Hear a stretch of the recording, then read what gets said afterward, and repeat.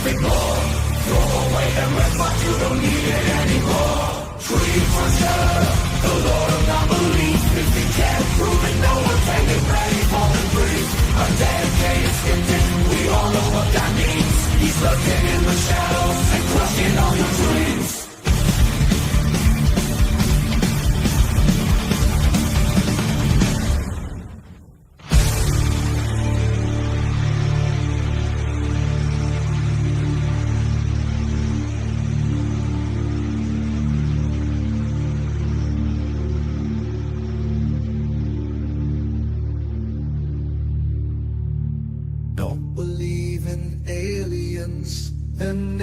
Going to land.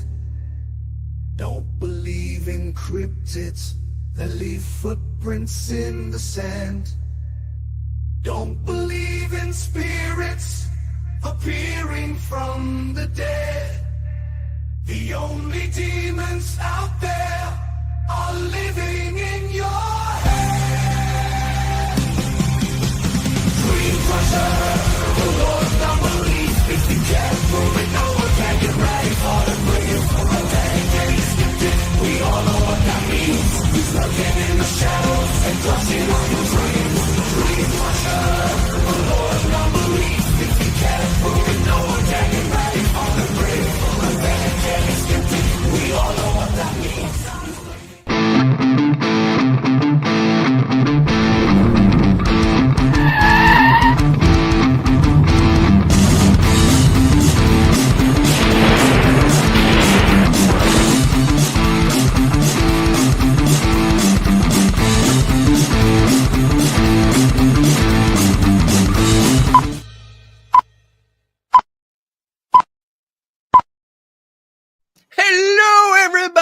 It's Friday night. Woohoo! I'm so excited. That song gets me pumped. Oh my God, he plays it so loud. I know. I play it loud and I play the air drums really awesome. Not really. I can't play even air drums. I'm not good at it. I mean, it looks good from a distance. Like if you're down the block, it might look really good. But, you know, being here, no. Hello, everyone. It's good to see everyone. Let's try to go down this list really quick. Michael Burkeen was first in the chat today. Awesome. Chris 52, Dragon Ranger, Caroline Saxby, William Wheeland. Oh, I'm going down. Cat Mac. It's date night, Cat Mac. What you doing on YouTube? Oh, she's double dipping. Oh, they're good.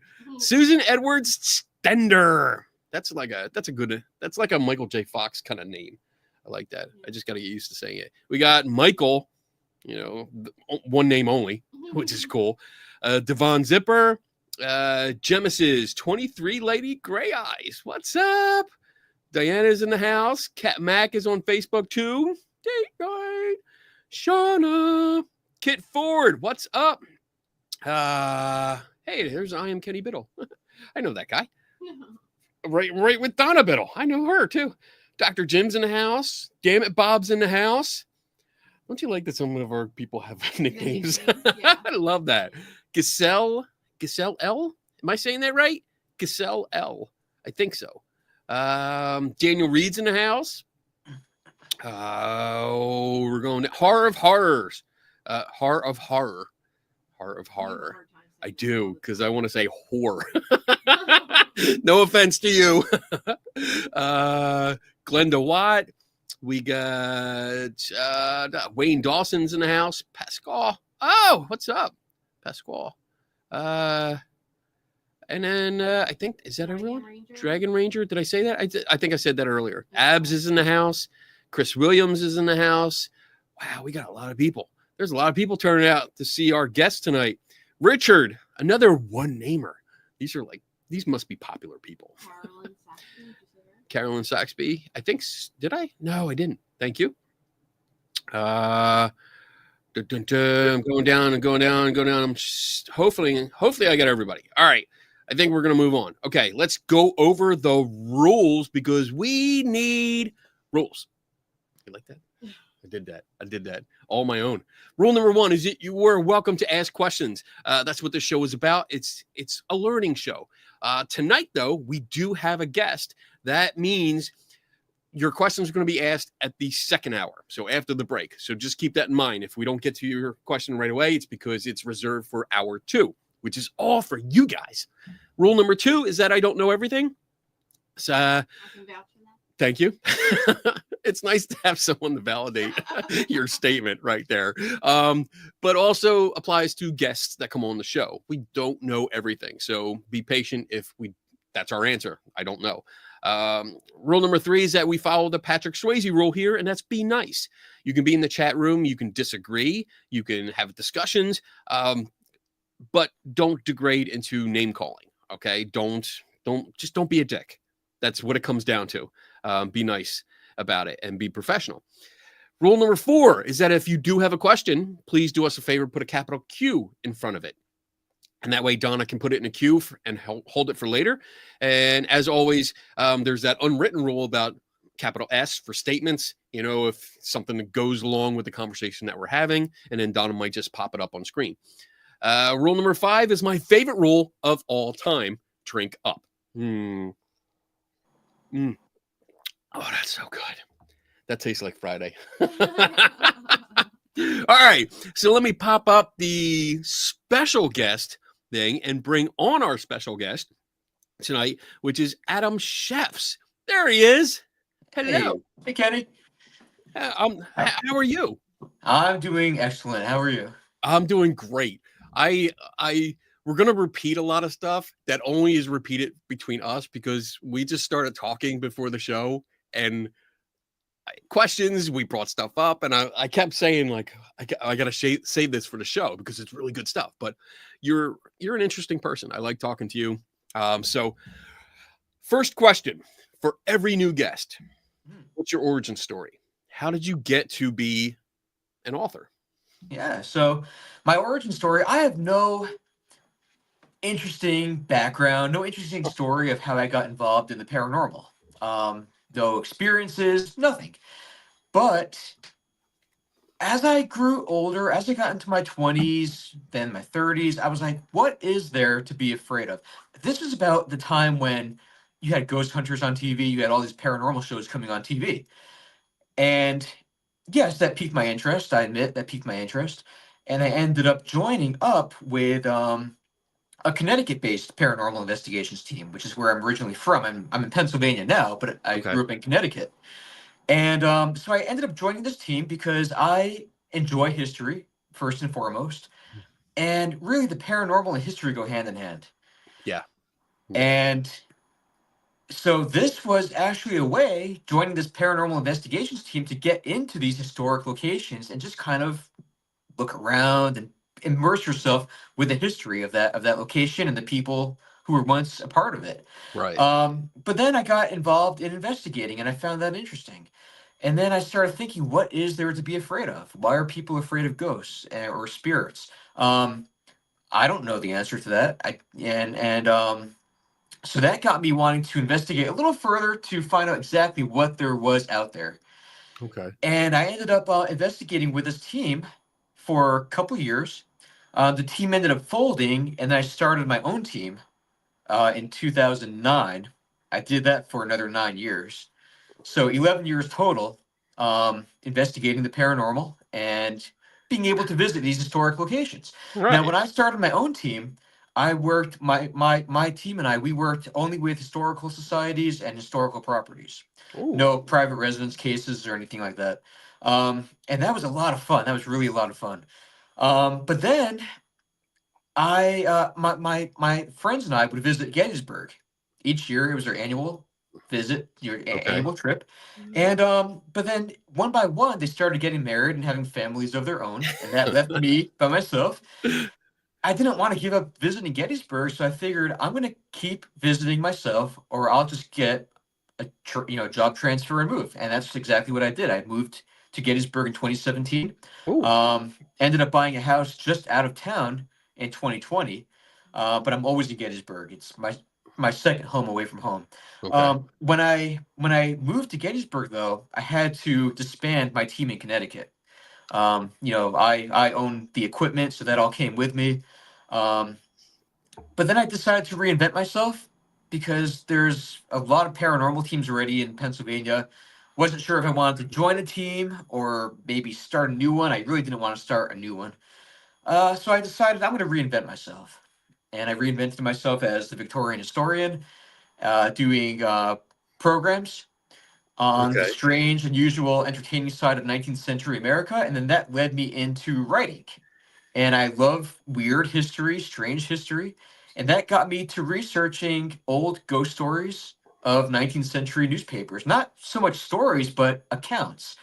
You know, supposedly true accounts that people Right. had and shared with reporters, and those ended up in papers nationwide.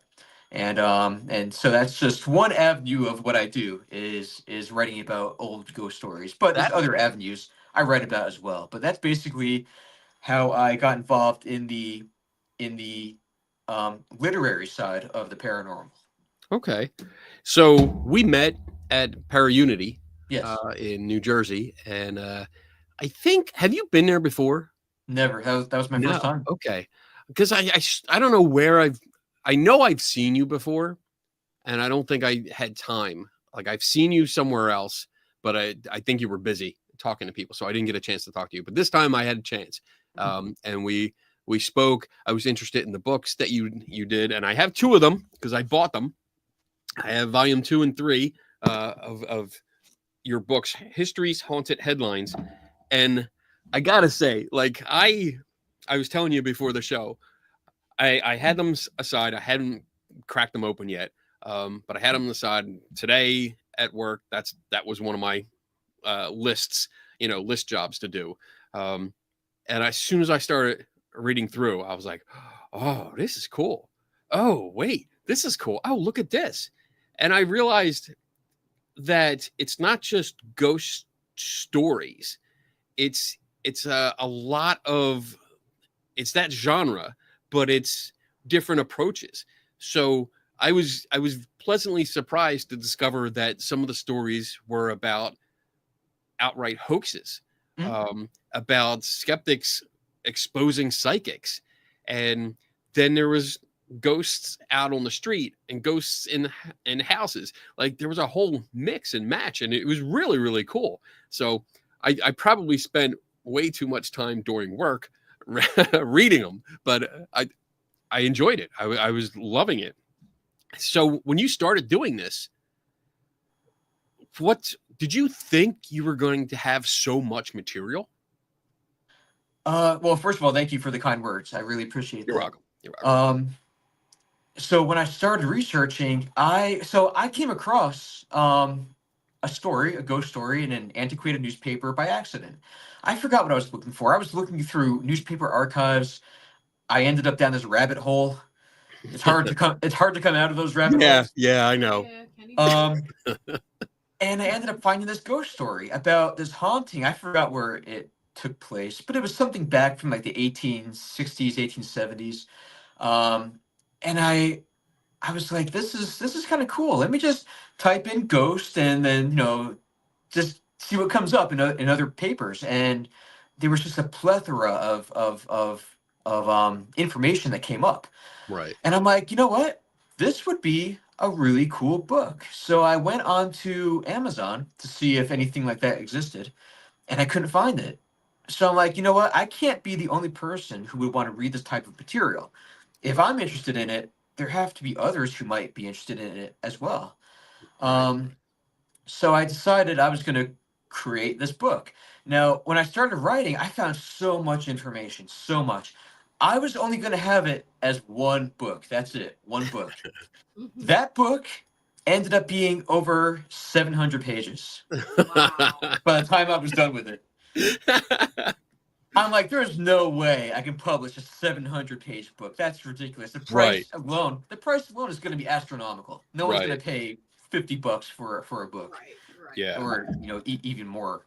Right. So I ended up breaking it up into smaller volumes, and it seemed to work out better that way. I can keep the price low, and and create a series, which I think is kind of Good. cool.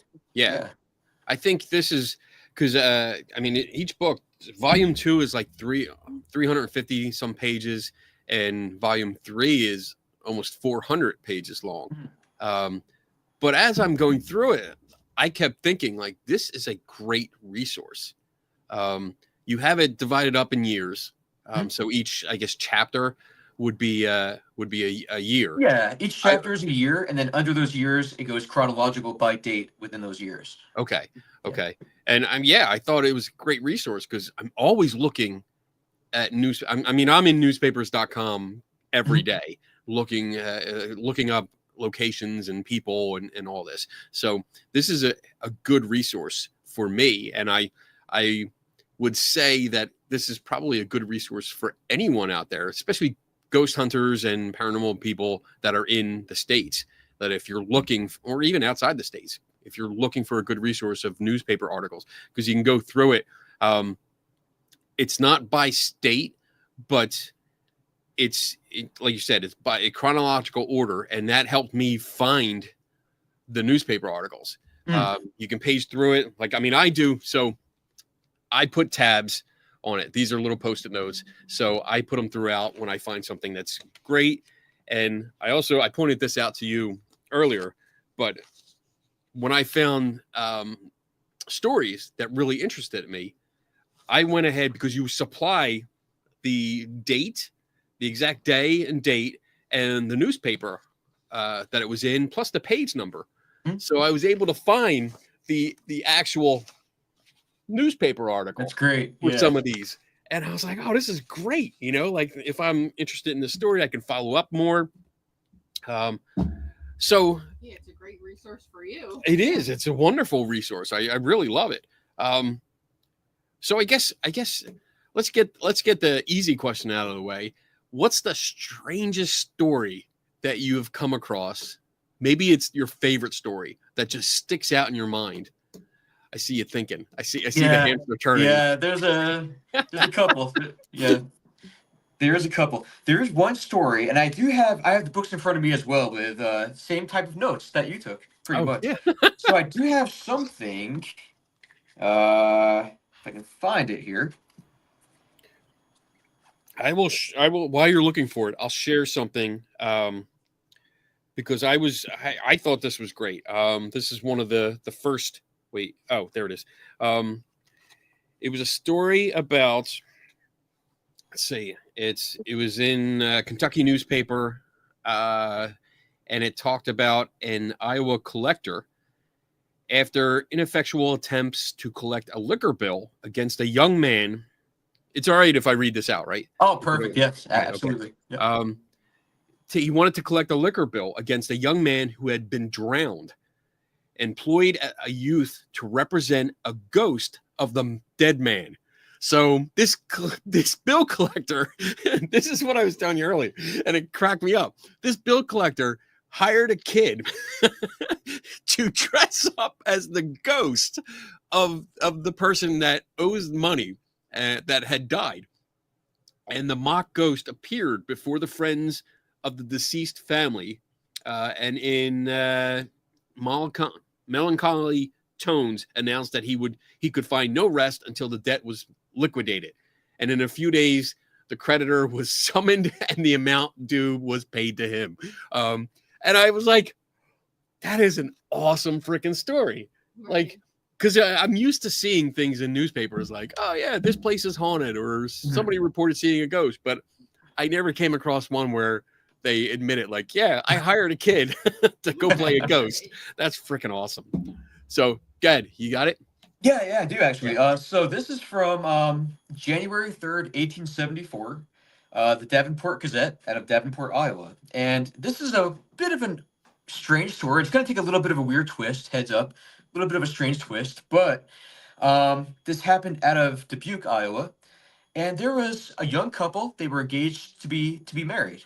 Okay. Just before their wedding day, however, the bride-to-be, she got sick. She had she contracted typhoid fever. Ooh, okay. And she died just before their wedding day.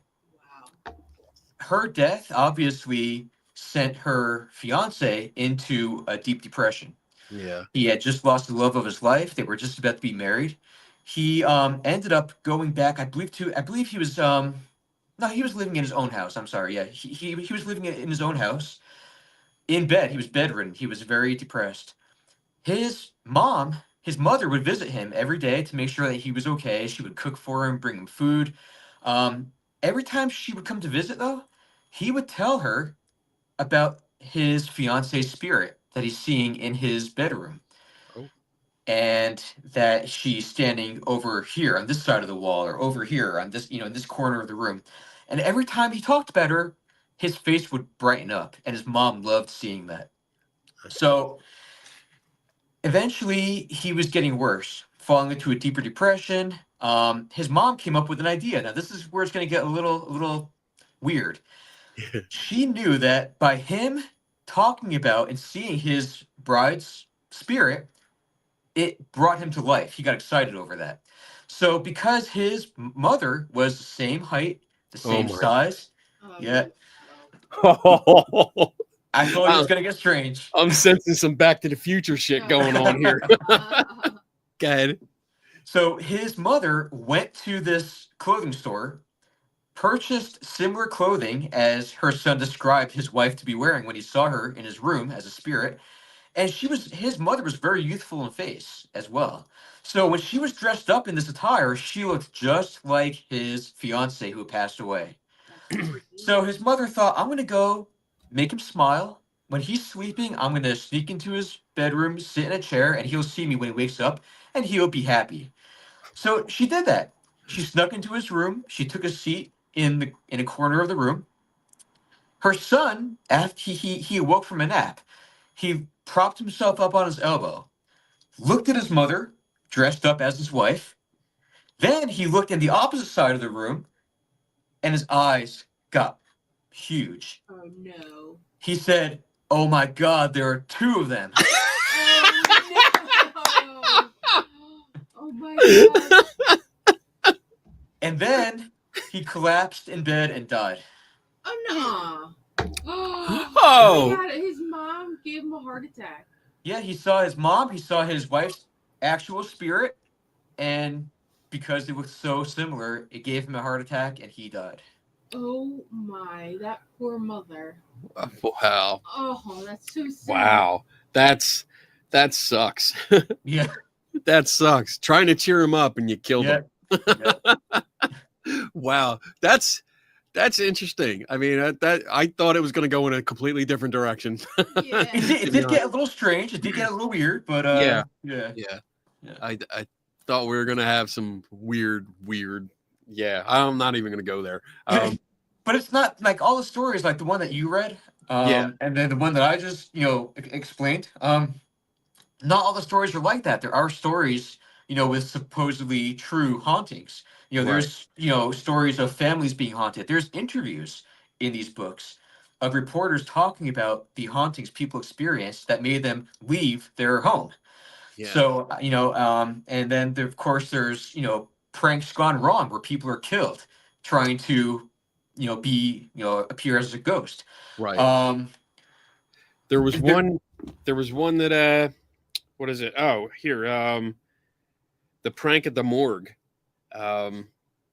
where there was I think I know which one that is. It was like a bet. There was a guy that in college or medical school, and he wasn't afraid of anything, and they kind of got him into a room with a cadaver, and he was in there by himself, and some of his friends snuck in, removed the cadaver, and this is an older. This is 1889. So the next part that I'm going to say kind of falls in line.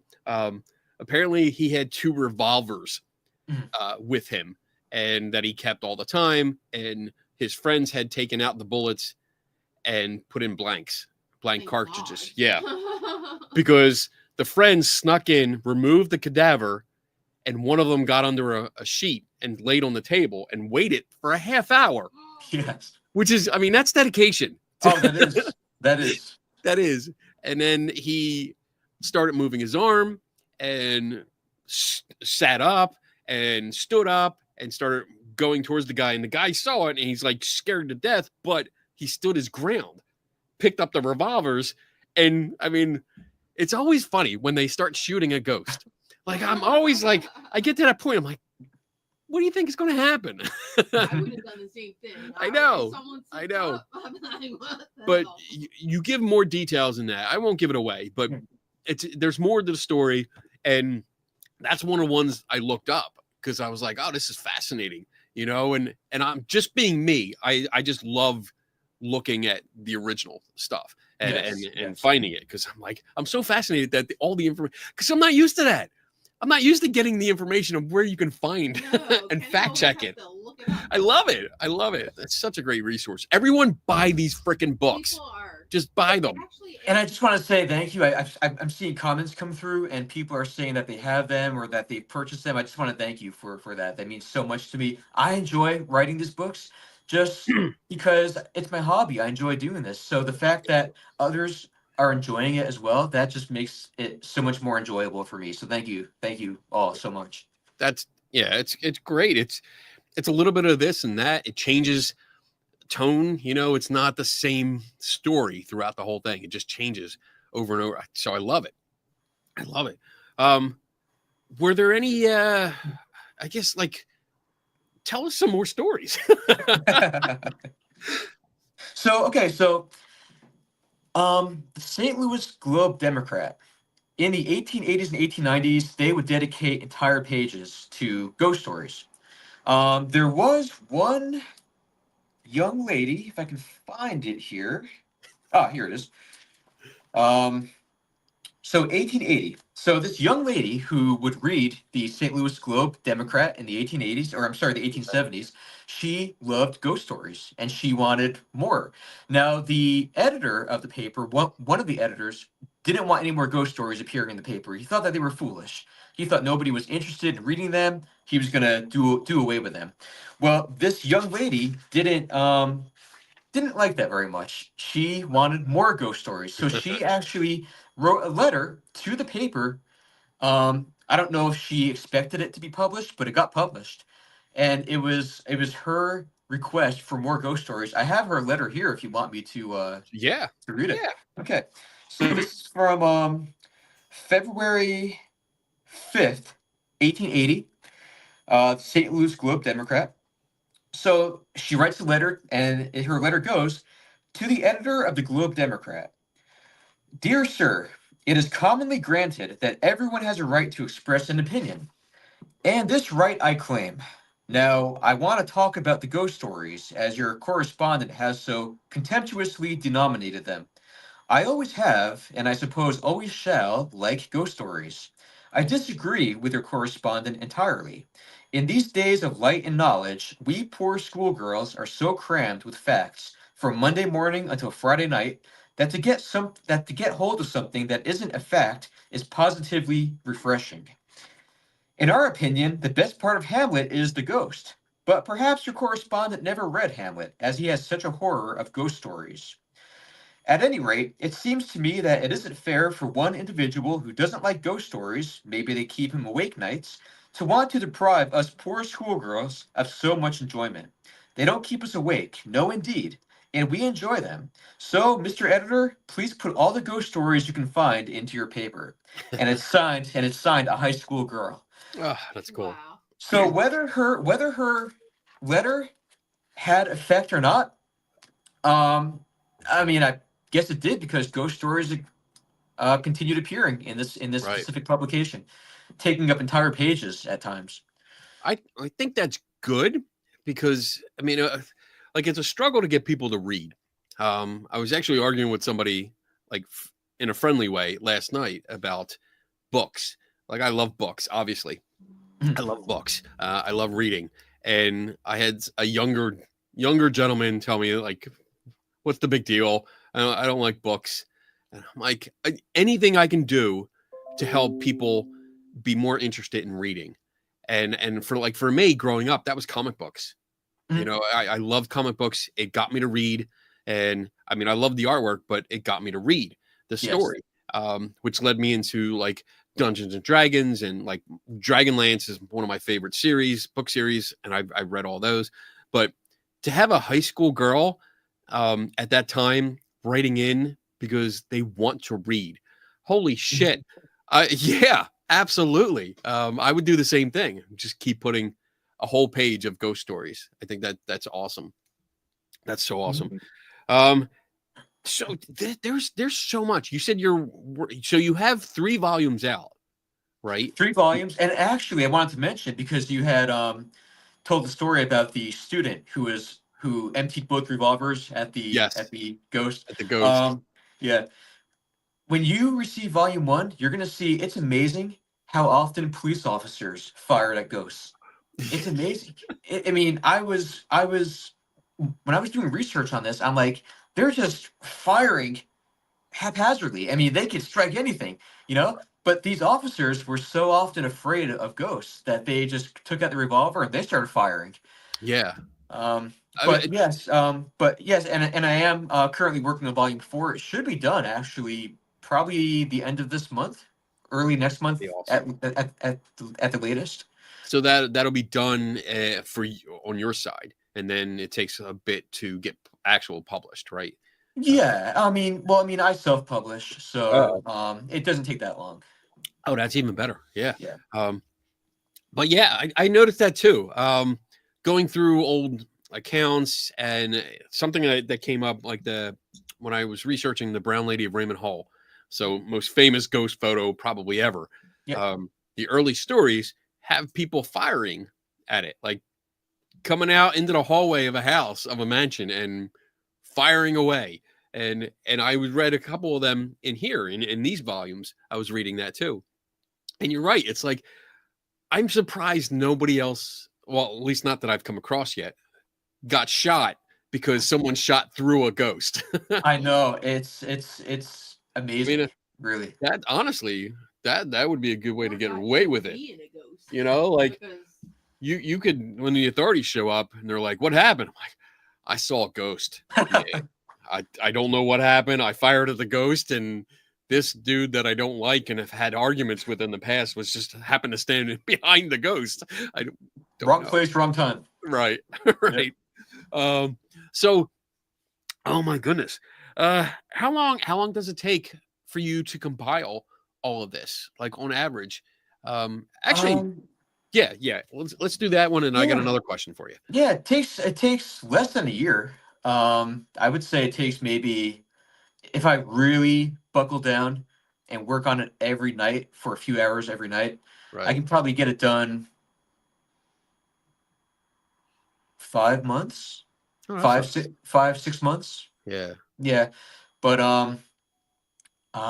if you worked on your book a little bit every night, you get it done. And there goes her microphone off. So what's the research process? Like, what do you do to find? Because I mean, this might be something good for everyone watching to understand a little bit. Like, how do you research these stories? How do you find them? Is there specific ones that you go after?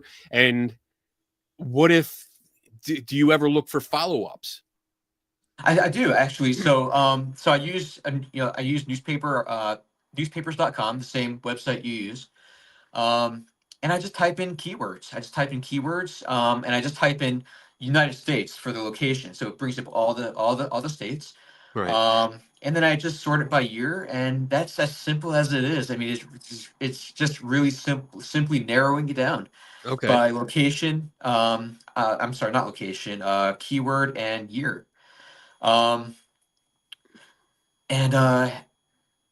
yes, I do find some follow-up stories. So for instance, I don't have the story in front of me right now, but there was a home, I forgot where, maybe somewhere in Illinois, I can't remember, where families, one after another, would be haunted out of their houses. They'd move in, even skeptics would move into a home and they'd be out literally the next day. Wait, where is this? Where is this? Where can we go? Where are we going? Oh, it doesn't exist anymore. This place doesn't exist anymore. Man, it always figures. It's terribly good one. Yeah.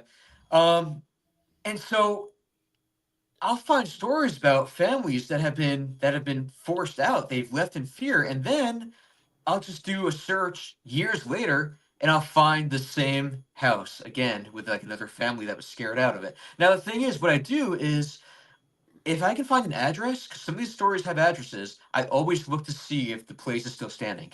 Right. Most of them are not. Ah, Some of them are, and it's kind of cool because I'm wondering these people that are now living in this house have no idea that their house was once in a 19th century newspaper as being haunted. Right. do you Yeah. ever get the urge to send them a letter? I do. I Like, do. I do. Oh, I would so do that. I would do that.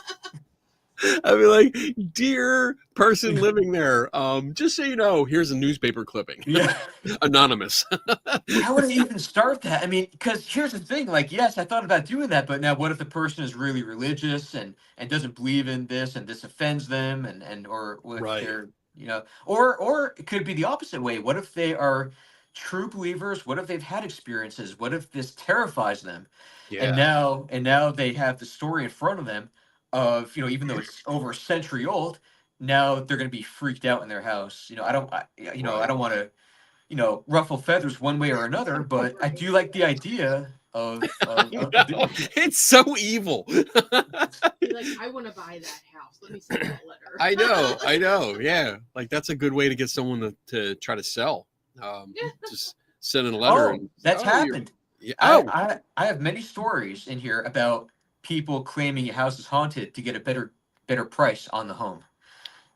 There's many stories where a landlord can't get a tenant, and so they or I'm sorry, I should say a seller can't find anyone to buy their home because okay. it has a reputation of being haunted, and so nobody will buy it.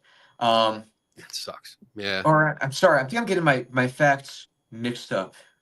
I'm getting my facts. Oh yes, I am getting myself confused. I'm sorry. That's all right. So Take your time. so so a home. So someone is trying to sell a house. The price is too high, and then someone creates this rumor that the house is haunted. Now all of a sudden nobody wants to buy the house because it's haunted, and the price drops. And when the price drops low enough, then somebody jumps in and purchases it Advise it. at Yeah. the price that they wanted it. Okay. So I was getting myself a little confused there. Sorry. That's But, all right. It's all right. I'm And I sorry mean, with all the stories you have. yeah, I know. You. There's almost 700 pages in just the 2 volumes that I have. So Mhm. I'm guessing the first volume is also just as large. So I mean, First volume has almost 300, yeah. And yeah. volume 4 is just about at 300 now. So Oh my god. yeah. Wow. So you got a lot of stories floating in your head. Mm. I mean, I go through that. I don't have as many stories as what you've put together here, but I get confused on some investigations that I've done where I'll have to look it up. If I did it 5 months ago, I still have to look at the file to refresh my memory. But I like that how it's like, and again, this is the 1800s. We should clarify that. Like this is the 1800s. Like stuff like that, you probably wouldn't get away with today because if houses with a reputation for being haunted will sell high. Oh now they will. Yeah. But that, I mean, in the past, yeah, you could do that. You could just start a rumor and say, hey, Yeah, that place is haunted. We heard, chains rattling and moaning and all that kind of stuff coming out of there. And don't buy it. Yeah. That's interesting. You got any other stories? Let's see. Because I got, yeah, let me see. Oh What else? yeah, please. What else I got? I got a poltergeist. There was a sad story. It was a short one about a 1874 a child. Let's see. A landlord in Long Island had been unable to obtain tenants over a period of a few weeks due to claims that the home was haunted. A family eventually moved in, but tragedy occurred not long after. And it says, quote, they lived in a place for the week. And last Monday evening, after the family retired, low moans were distinctly heard throughout the house. On Tuesday night, the program was repeated. I love the way they speak. I love this. with some variations and cries of murder, creating great confusion and alarm among the family.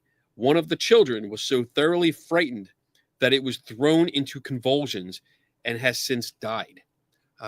So that is one of the very few stories that I've ever heard of where a death has occurred as a result, maybe not direct result, but indirect result of thinking a place was haunted.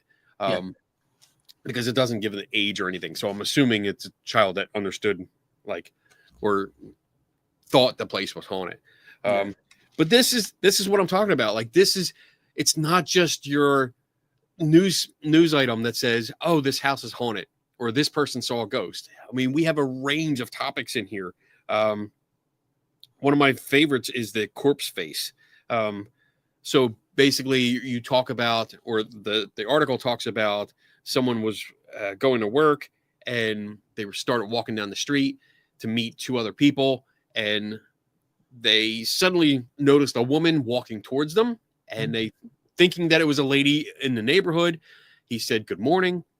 And I think as it got close, he noticed that her face was white and looked like a corpse.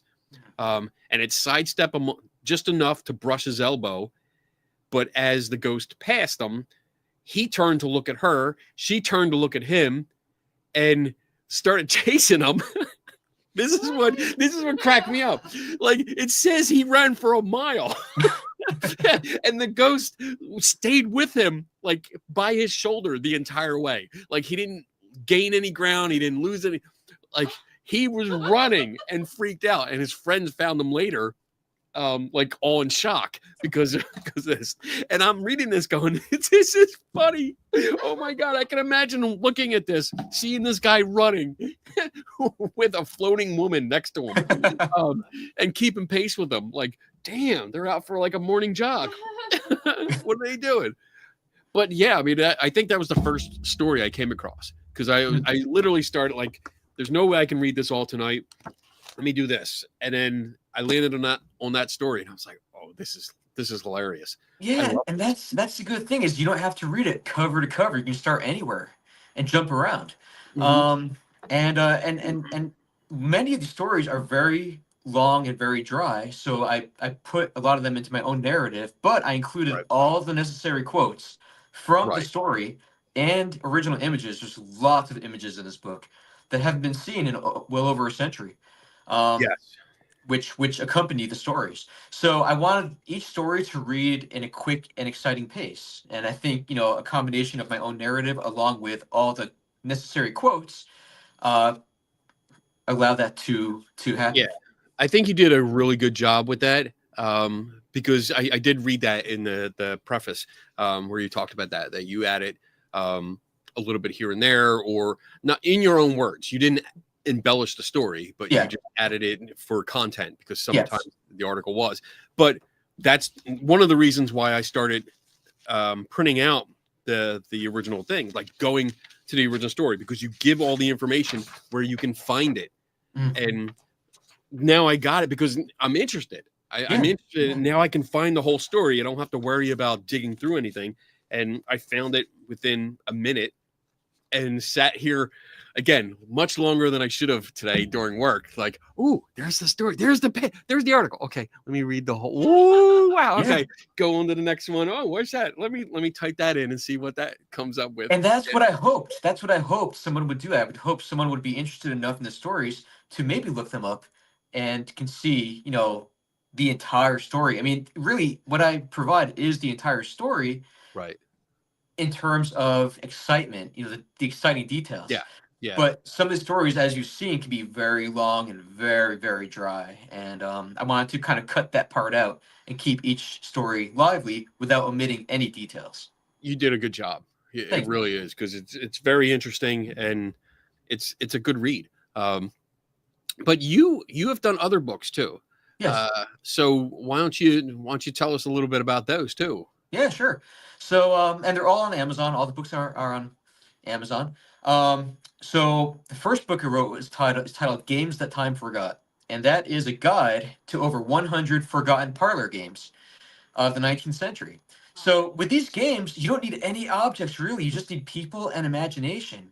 And the games are separated by categories. So you have memory games, you have action games, you have drawing games, you have guessing games, um, and and and there's over 100 of them. And I used game books of the 1850s up through like I think 1905 for my research, Okay. and a lot of the um, verbiage was antiquated by today's standards. So I took all that verbiage and I rewrote it in a more modern sense. So anybody today can play any of the games step by step exactly as they were played back then and turn any location into a place of living history. That's so cool. Yeah. I totally thought for any Big Bang Theory fans out there, like as soon as you said that, I was like, that's Amy. That's so Amy. Like, when she did the bowl of wool. yeah, a Love bowl of it. wood for Thanksgiving. Like, yeah. But are you familiar with Big Bang Theory? I've never seen it. Okay. Oh, yeah. So one of the characters is she's into antique, I guess, games or old games like this, Victorian age games. And I think they're celebrating like Thanksgiving or It's Christmas or something. Thanksgiving, I think. And they're like she's like, oh, we're gonna play this game, and it's a ball of wool. Oh, And you gotta blow it on the Yeah. table. And you gotta get it as close to the edge as possible without or actually going over. I think you're supposed to get it over. But there's a couple episodes like that. And as soon as you started saying that, I was like, oh, that reminds me of that. That sounds really cool, though. Yeah, That's yeah. so cool. Yeah.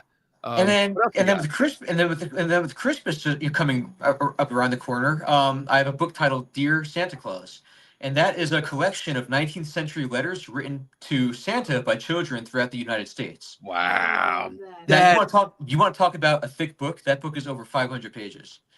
oh my God. Wow. It's That is got cool. Yeah, it's got letters from children throughout the country. And it's not just letters like "Dear Santa, I want this, this, and this." There's substance to each letter. So you get a little bit of an insight into each child that's writing. You get a little bit of insight into their home life. There's children talking about how they're, bickering with their siblings. I tried to get every emotion um, in different letters. So there's sad letters, there's funny letters, there's, hopeful letters. Dramatic letters, but they're all written by very young children, and you can kind of get into the mindset of a 19th century child, what was important to them at Right. that time, Oh, and yeah. what they were asking Santa for. And lots of rare images of Santa in newspapers back then. Oh wow. Yeah, and then the one I just finished, it's called "The Rottenest Things on Earth." And have you heard of the Cherry Sisters? The cherry?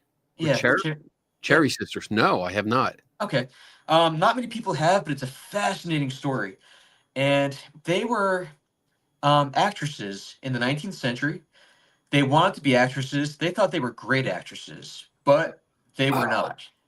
Wait, you know what? I have heard it, and I heard it from you. Oh, When we I must have met. told you about it. I must When have we told you about met, it in New yeah, Jersey. you told me this story.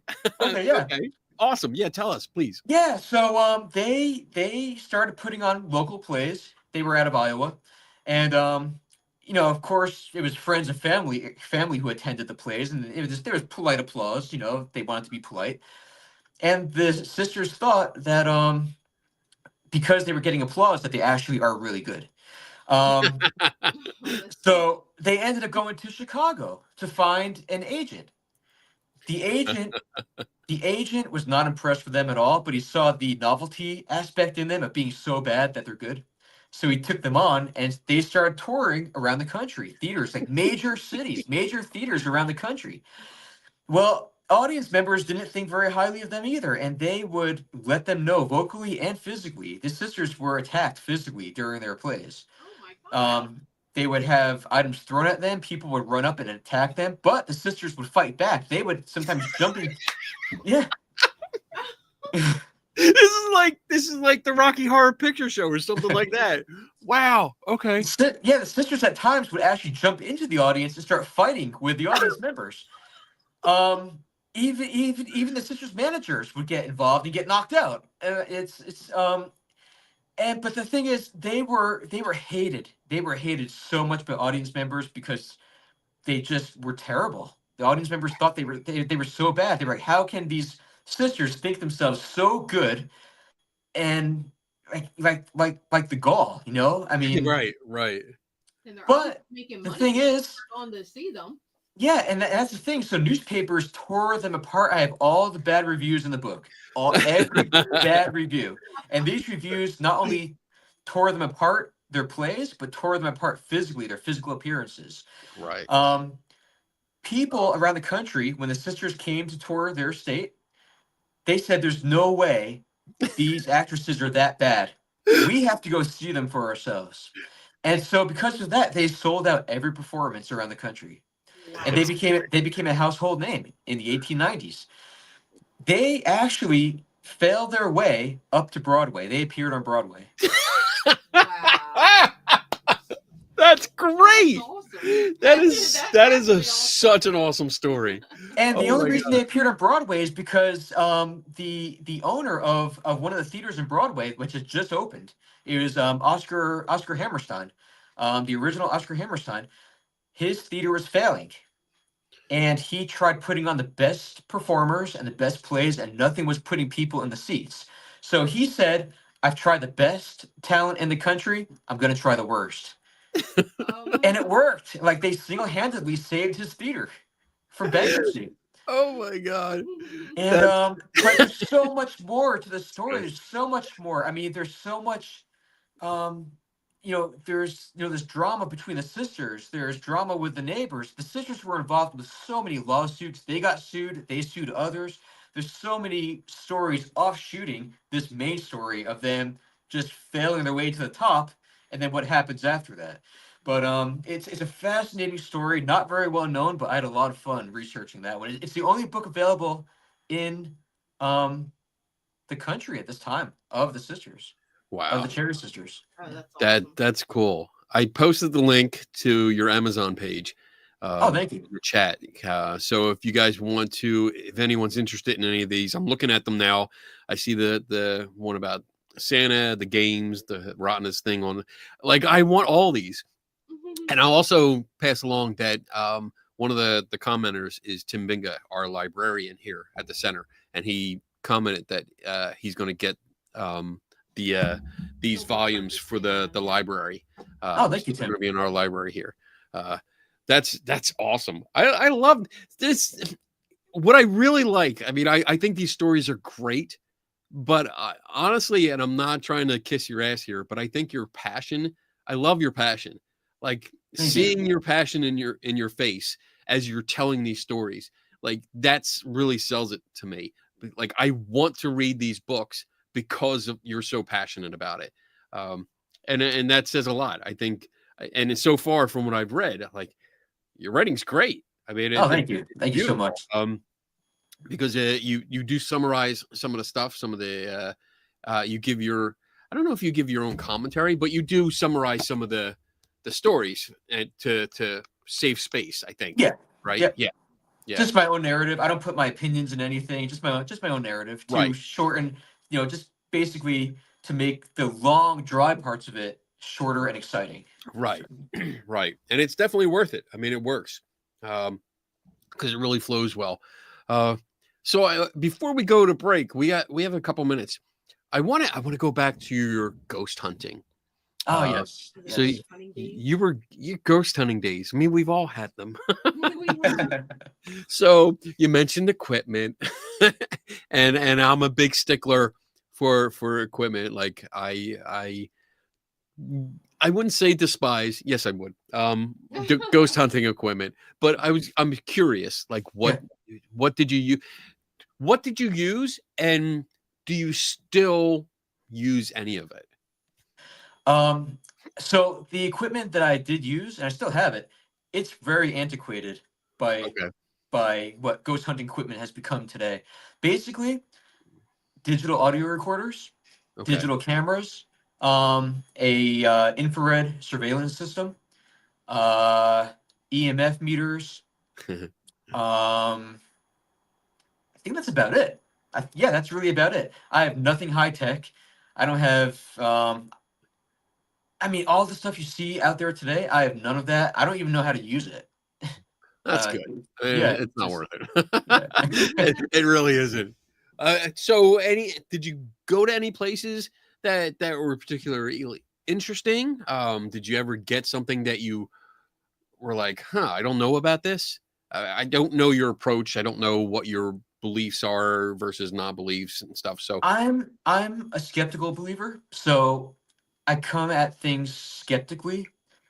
But then if I have an experience or my team and I have captured evidence and we try to recreate it and we can't, we've actually tried to recreate a shadow that didn't fit anyone in our team. okay. We saw a shadow. Well, we didn't see it. Well, no, but one of my teammates saw the shadow with his eyes. I didn't see it, but I saw it on video Okay. afterward, and we tried to recreate it. We spent about an hour trying to recreate it, and we couldn't recreate it. We tried walking inside, outside, and we just couldn't recreate it. So we leaned more toward it being something paranormal, but I don't like to say something is absolutely paranormal. Like there's always a little doubt in my mind that Okay. it could be something Good. that can be explained. But I know I've had experiences that I can't explain. Nothing that I've documented or captured, just my own experiences, and I can't really make anything from it. It just leaves me kind of puzzled. I think that's a good way to look at it. That's good. Yeah, because sometimes you just can't. I mean, you if you don't have, this is something I always preach, for lack of a better word, that if you, I heard that laugh. If you don't actually know exactly what caused something, then that's it. You don't have a cause. Anything that you would come to a conclusion on is based on the information you have, but it's still speculation until you actually find, quote unquote, the murder weapon. You know, you got to find it.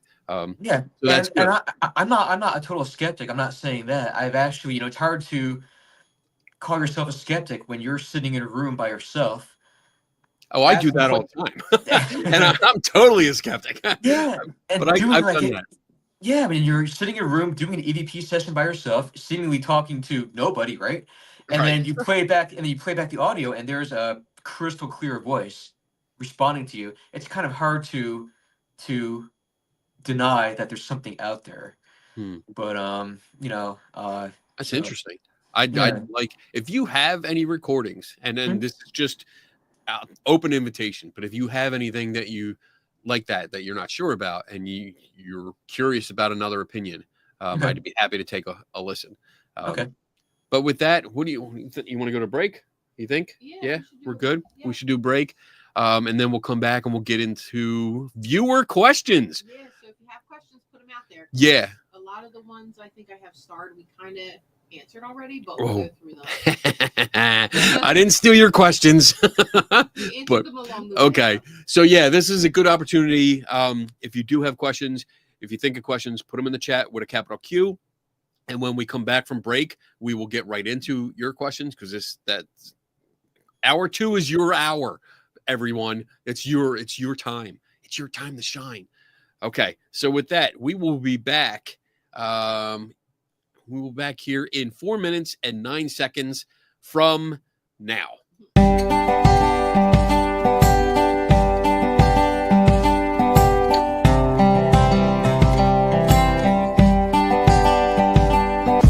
And now for something completely different. Welcome, my fellow skeptics. Welcome, one and all. I am the chief investigator. Oh, come along, old chap.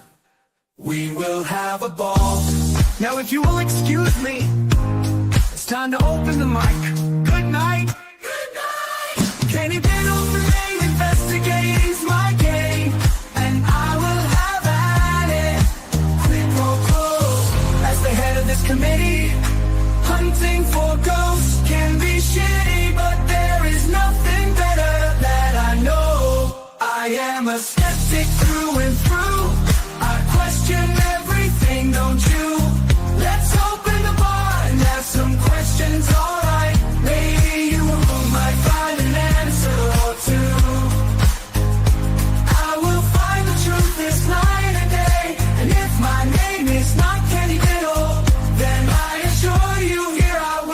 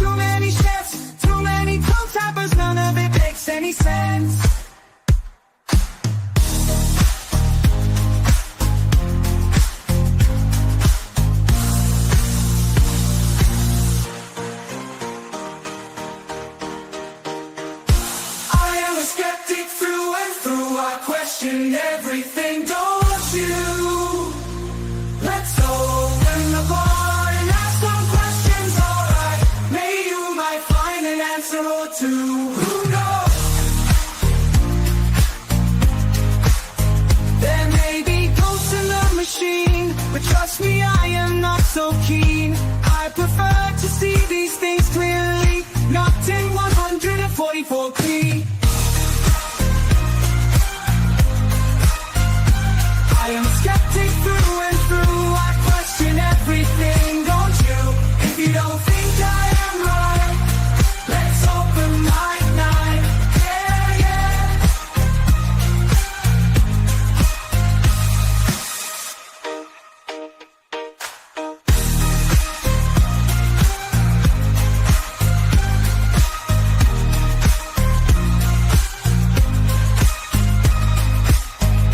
I am a skeptic through and through. I question everything, don't you? If you don't think I am right, let's open mic night. Yeah.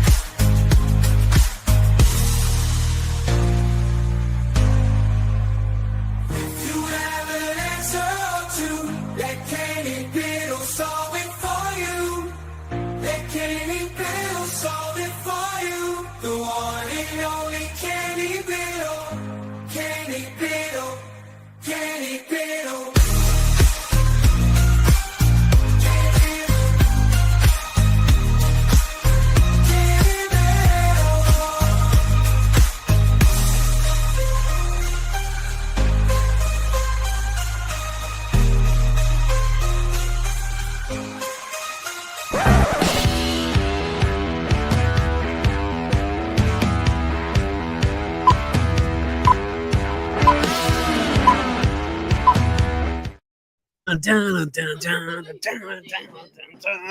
Oh man, I love that.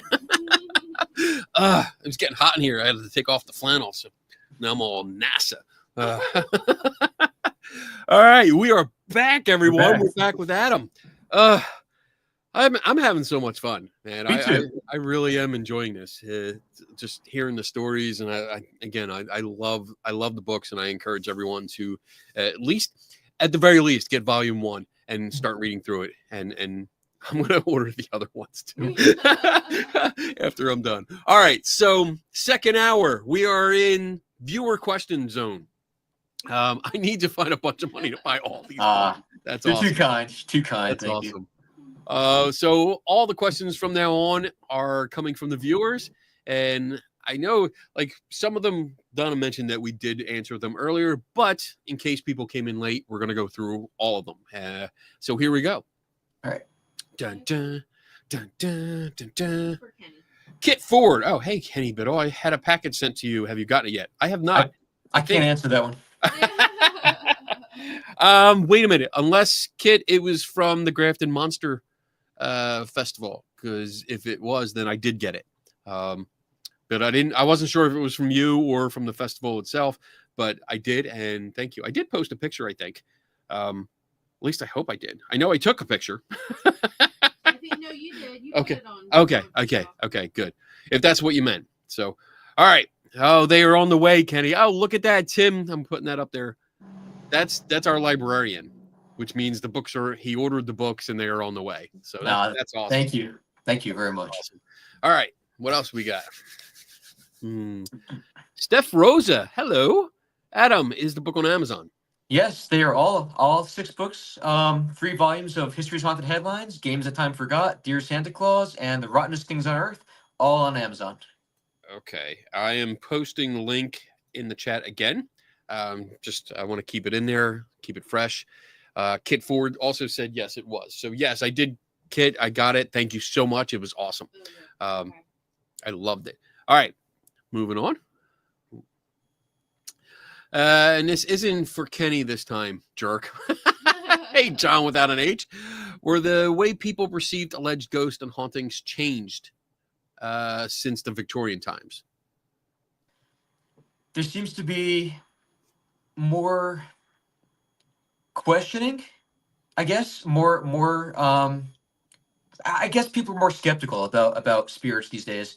Where back then, everything was a ghost.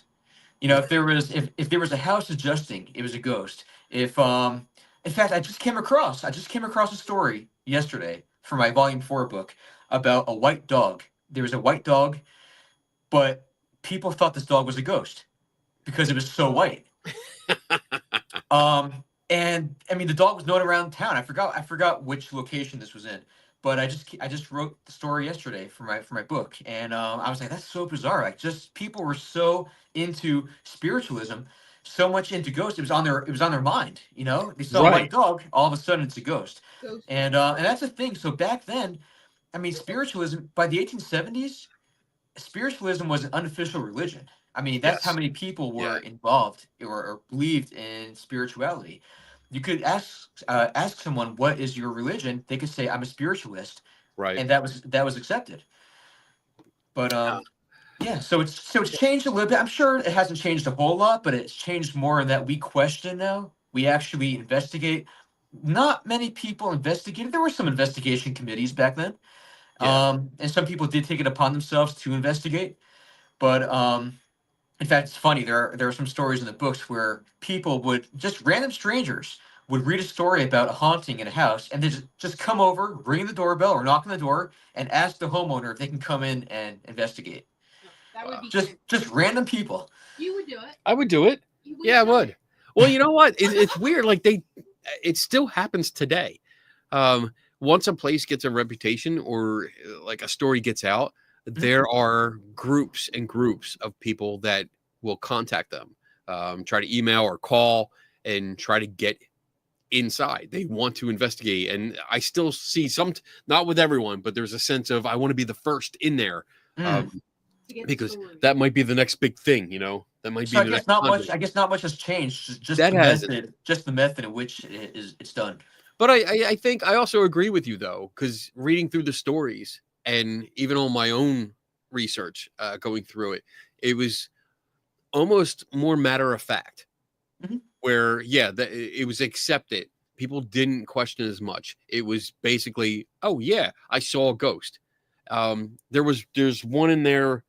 Which I think it is. I think it's the same one, the one I talked about where the corpse face was walking. I think later on, I might be mixing the stories up, but later on, it was a pastor's son or something that didn't believe the story and then went back in the same area the next day or next night, and he too saw the same apparition, which didn't come at him, but it came across.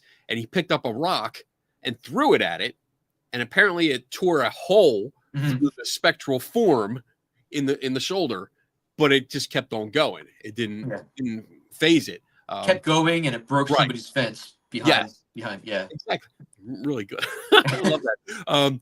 But because those two people, like the first guy was a well-respected gentleman apparently, and then the pastor's son, because he was trustworthy. Everyone just believed it. Yeah. There was no questioning after that. If you had a decent social status, you were automatically believed. Right. Which doesn't happen today. No. Well, I mean, in some circles, I mean, I do still go to conferences and I see people tell stories, and there's like an audience or something. They're like, "Oh my God, yes!" Especially if you're a celebrity. I'm looking at you, Jason Hawes. If they tell a story, people believe them right away. Right. Whereas like someone like me is like, well, I'm looking that up. I'm going to fact check that shit. So, all right, cool. Let's move on to the next question, please. Damn it, Bob. How many volumes of History's Haunted Headlines are there? So far, I see 3. Yep. So 3 are currently available. I'm working on volume 4. It should be done end of this month, beginning of next month. I'm toying with the idea of a volume 5. I'm toying with it. I may want to, write about another topic, but I may end up returning at some point for a volume 5. That would be good. Take a little break, change your pace, change the subject matter, and then come back to it all refreshed and ready to go. Yes. Because you got a lot. I mean, volume 4 is what years? Volume 4 is going to be 1890 through 1899. So right. Just to go through the volumes, in case someone is interested to know what years are covered in each book. Volume 1 is 1850 through 1869. Volume 2 is 1870 through 1883. and volume 3 is 1884 through 1889. There were so many stories from the 1880s. I had to split it into two volumes. That's awesome. So yeah, It's always better having too much content. true. Yeah. True, and then not enough. Because that's another book. Exactly, right? But yeah, I mean, I almost feel that you have to come back to it because you have an entire century still to go. Well, I mean, it depends on sales too. No, just do it anyway. Nope. My plan is to go up to really just the first decade of the 20th century, just up to like 1910, and then stopping at that. Yeah, that's 1910, 1920, yeah. But the Roaring 20s. I Like know, but speakeasies and shit. Like there's got to be tons of haunted speakeasies. oh, I'm sure there is. But with my title, Victorian historian. Oh yeah, I kind of want to stay within that time range. So well, you can do like the Victorian historian plus. I could, and it really, even 1900 isn't. I mean, after 1901 is no longer the Victorian era, but Right. still 1900 through 1910. A lot of people still lump it in with the Victorian era. Okay. So my real interest in history is Victorian and early Edwardian. So I want to be able to cover the early 1900s as well. Okay. I get it. Yeah, I know. that I'm makes just sense. pushing, like because I like it. I think it's great. I'm fascinated. I'm going to be reading this all through the weekend. Well, there you go. Um, Write another book. Damn it, Donna. She's been on me to write a book. No, not to write a oh, book, to read. Oh, okay. I thought you said write another book. your My bad. No, I did say write another book, meaning. Let me understand your insult. Go ahead. Go ahead. Explain it to me. I wanted you to get back to your book to finish writing it so it goes out. I wish But you could see the tolerance on her face right now. She's doing the whole, I wish you could see. So what's your book about? What's your book? Son of a bitch. You got to tell us now. So I know, right? there's actually the one that I'm currently working on. So there's actually 3 in the works. I have one that I wrote a while ago and self-published called Orbs or Dust, which I'm not going to call it that when I re-release it. But it's more about photographic anomalies. So going into like ghost photos and all kinds of things, what makes them. And mostly photographic mistakes and misinterpretation and stuff like that. So I was working on that here and there, and then kept getting distracted. Then I have one that I started, which is based on my poster that I have about strategies for solving mysteries, and it's all the ways that I do. And then the one that I'm currently working on, because it's probably the easiest to get out, is a anthology of articles that I've written for Skeptical Inquirer, the investigations that I've done, but I'm going to go into each chapter and add more material because I don't want to just reprint. I don't feel honest doing that.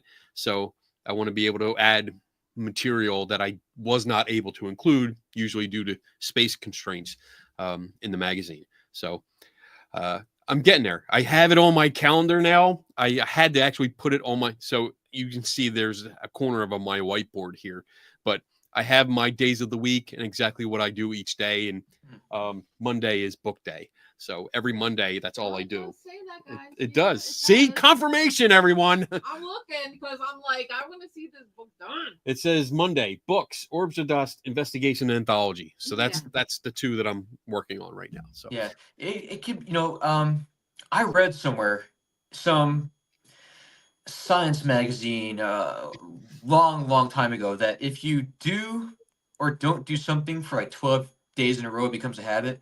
Like I did take a break from writing for a little bit, and then it was I missed it. It was tough to get myself motivated to get back into it, but now that I'm back into it, I want to do it like every night. And I have to just keep doing it every day. I mean, I love doing it anyway, but when you take a long break, it's easy to just fall into that routine of not working on it. And I've fallen into that pit before. got myself out of it. I'm so glad I did because I love writing. And yeah, you'll get it done. You'll be fine. I Yeah. think my problem is that I do most of my day is writing. So I write articles for both the print magazine and the online magazine. So I am writing, plus I'm writing blog posts or emails back to people. So I'm constantly writing. It's just what distracts me at that moment. But I'll get into it. No, I'm not worried. I'll get it. One day it'll just be out. Nobody will know. I'll just have like 5 or 6 books that are published at the same time. It's like, what the hell? Where do all these come from? All right, let's get to questions. We got a lot of questions now. Okay. Michael Burkeen, what's up, buddy? I would also suggest Ghosts on the Battleship North Carolina by Danny Bradshaw for a quick read. Very interesting. Okay.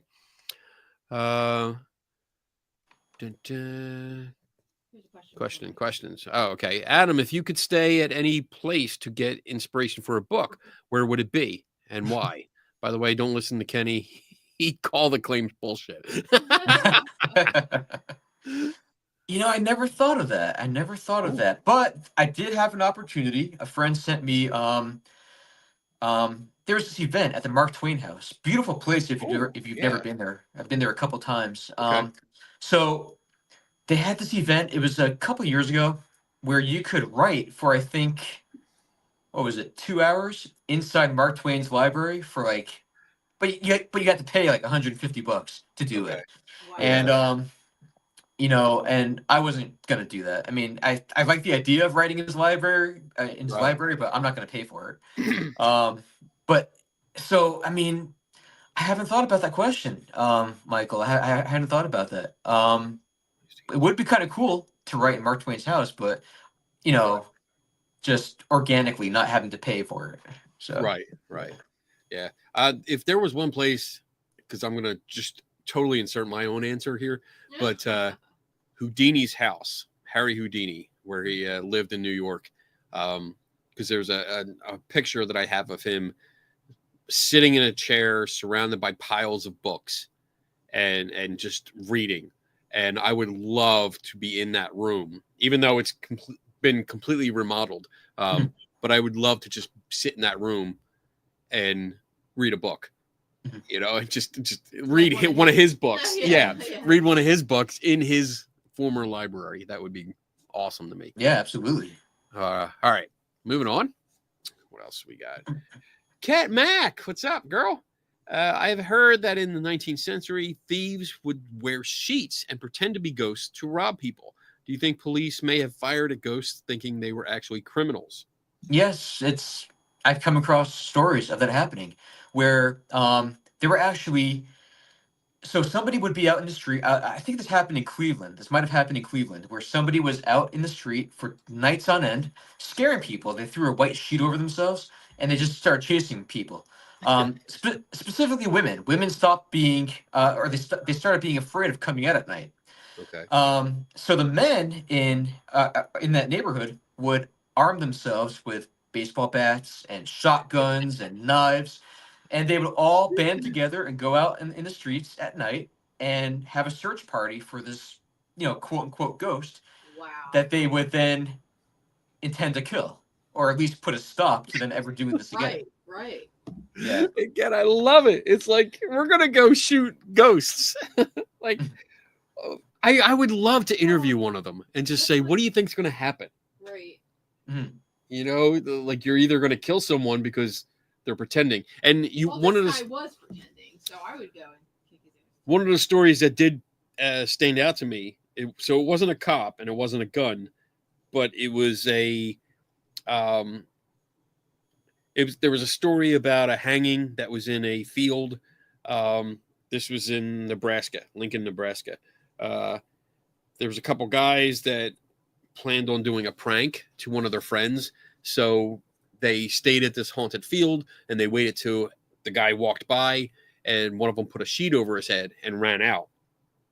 And it says, let's see, McKeer or McAteer, which is the guy, on the night in question, arrayed himself in all the habiliments. I think that's the word. Habiliments. I I'm don't know. looking at it. Of a ghost. And when Sister and Drafton, his friends, approached the haunted place, he commenced to cut up such antics as only a ghost knows how. Drafton ran for dear life, so one of them screamed and ran. But Sister said he was so badly scared he could not run. So the guy dressed as a ghost embraced him, like came over and hugged him while wearing a sheet.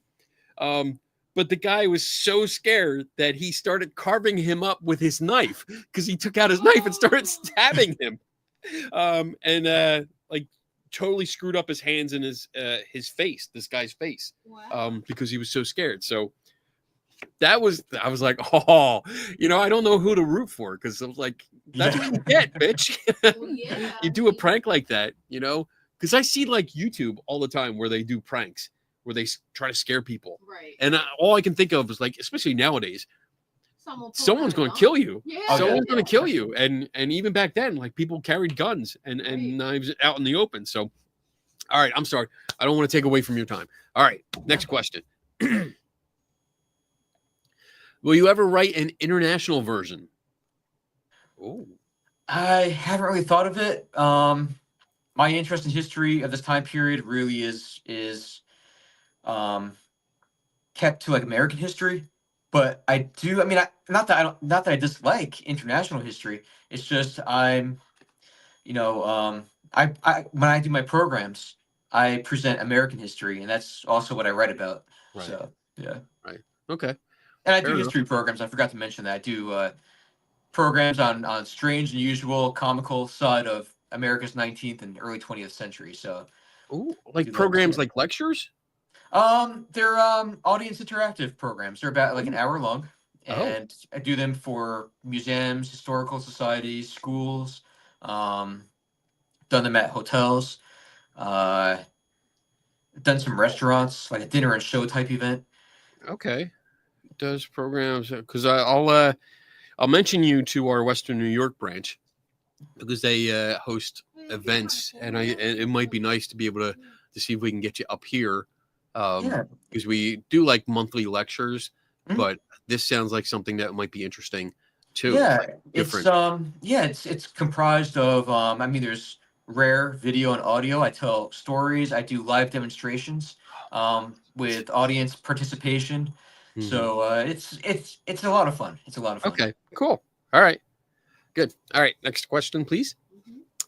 Bob, damn it, Bob. Wow, you got a long one. You have a book out called When Ghosts Appear, History Speaks, a personal account of paranormal phenomena in some of America's most haunted or most historic Northeast locations. Could we possibly see a second volume from other areas of the U.S.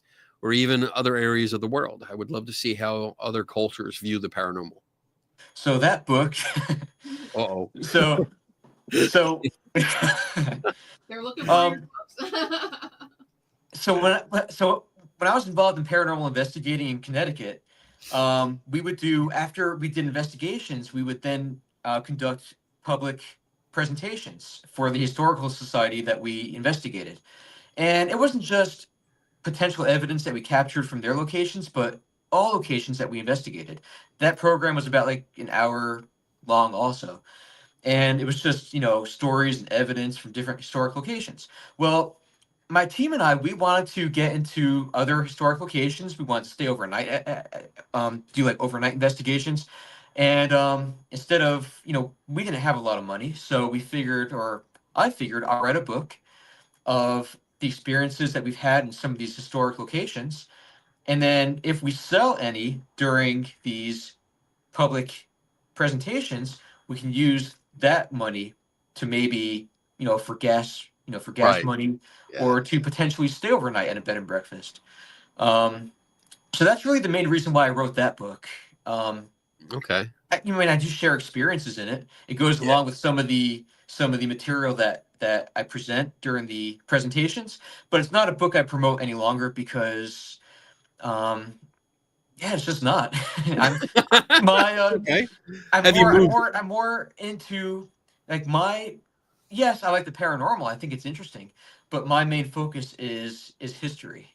Okay. And paranormal and history, yes, they go hand in hand. But I love, like, the stranger the history, the better. And I love it, and I love researching it and writing about it.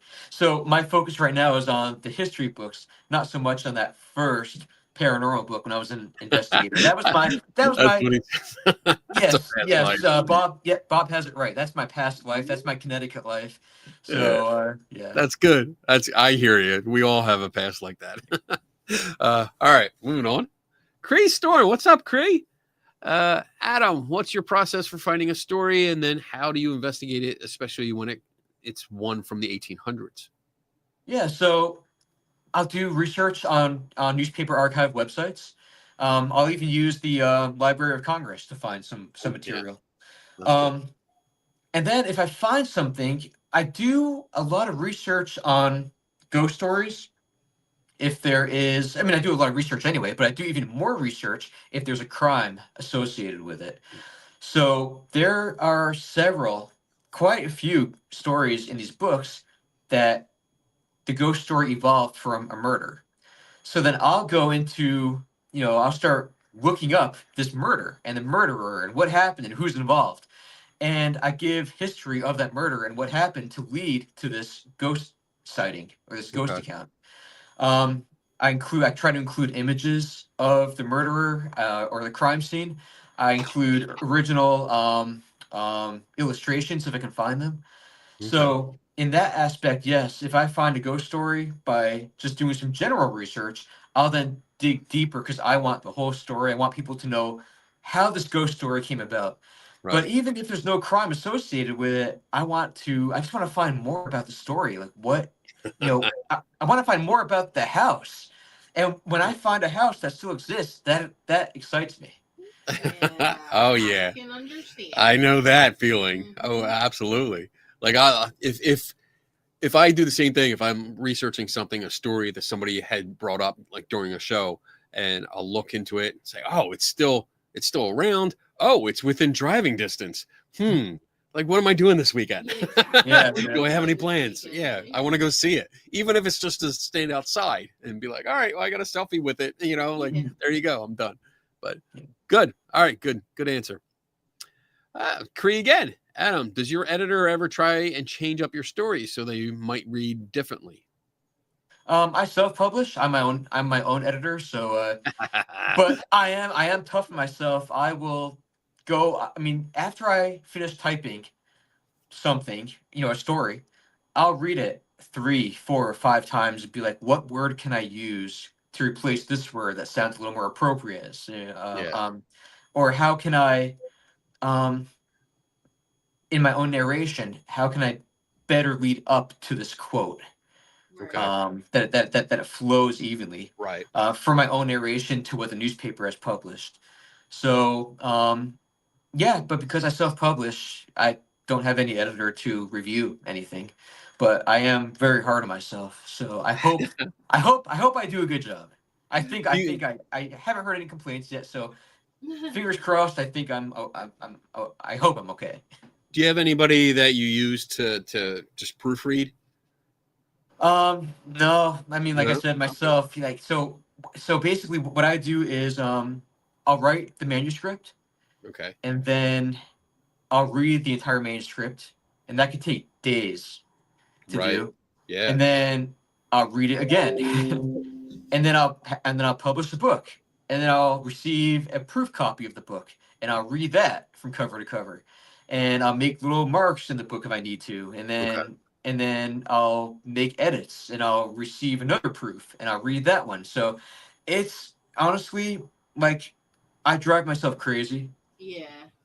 writing and publishing, but I love the final outcome, the final product. Good. So It's a journey. It's quite a journey to get there. Right. So, but it's Huh? worth it in the end.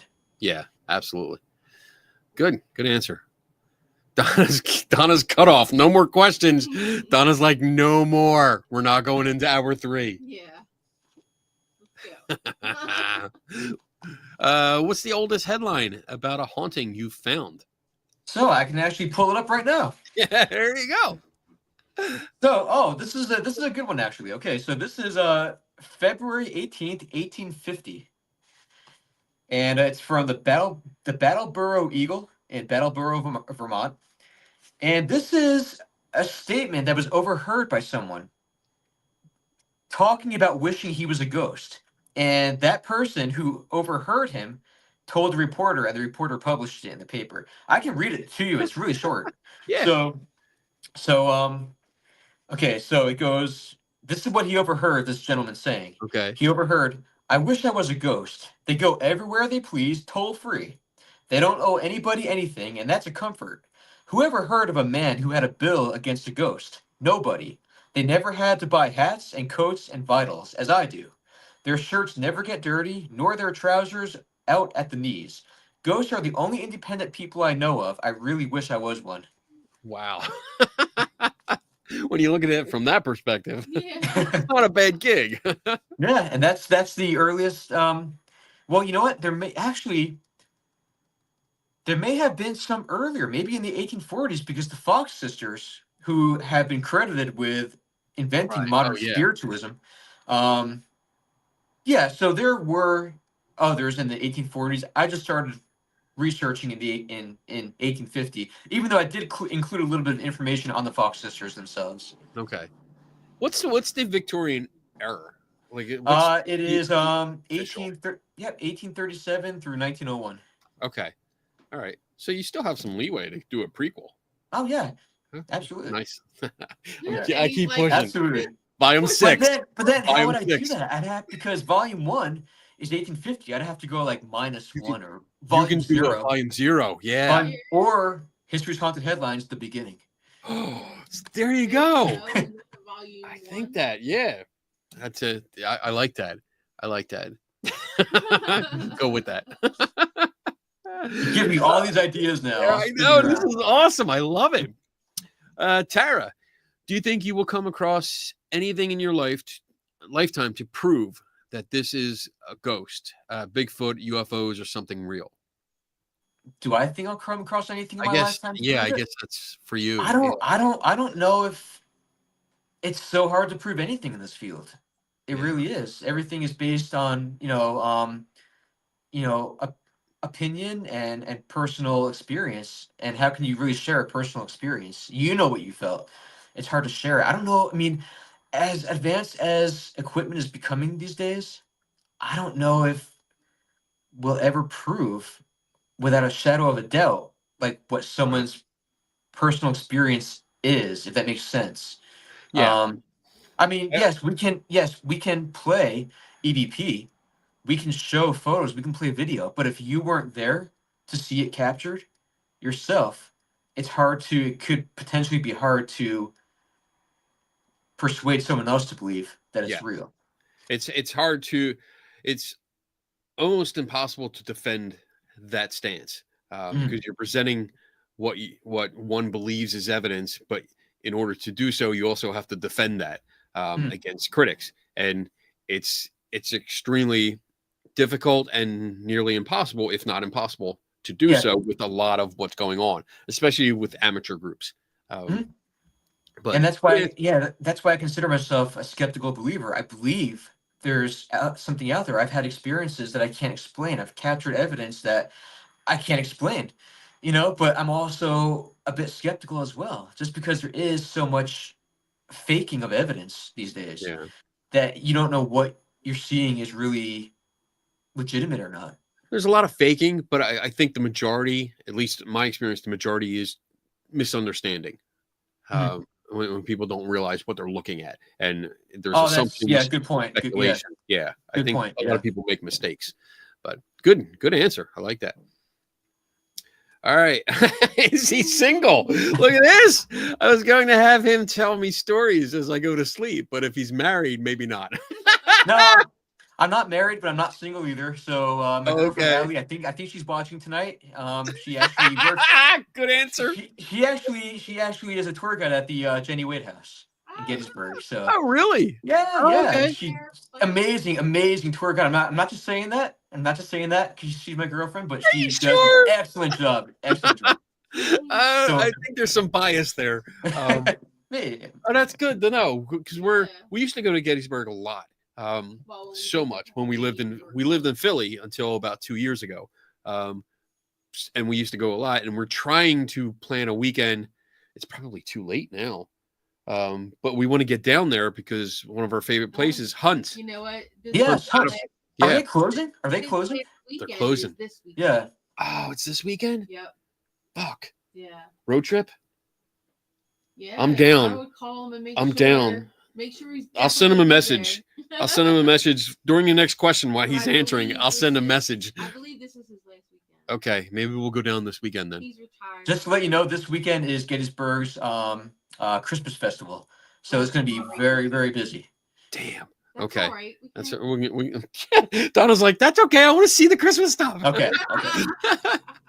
All right. Let's put the next question up. Thank you. Hey, Kim. I just want to say Adam seems like a real down-to-earth guy. Thank you for this. Oh, that's nice. Well, thank you, Kim. Thank you. That's Thank really nice. Yeah. Cat Mac, is the Rottenest Things book just about the Cherry sisters, or there are more awful things in there too?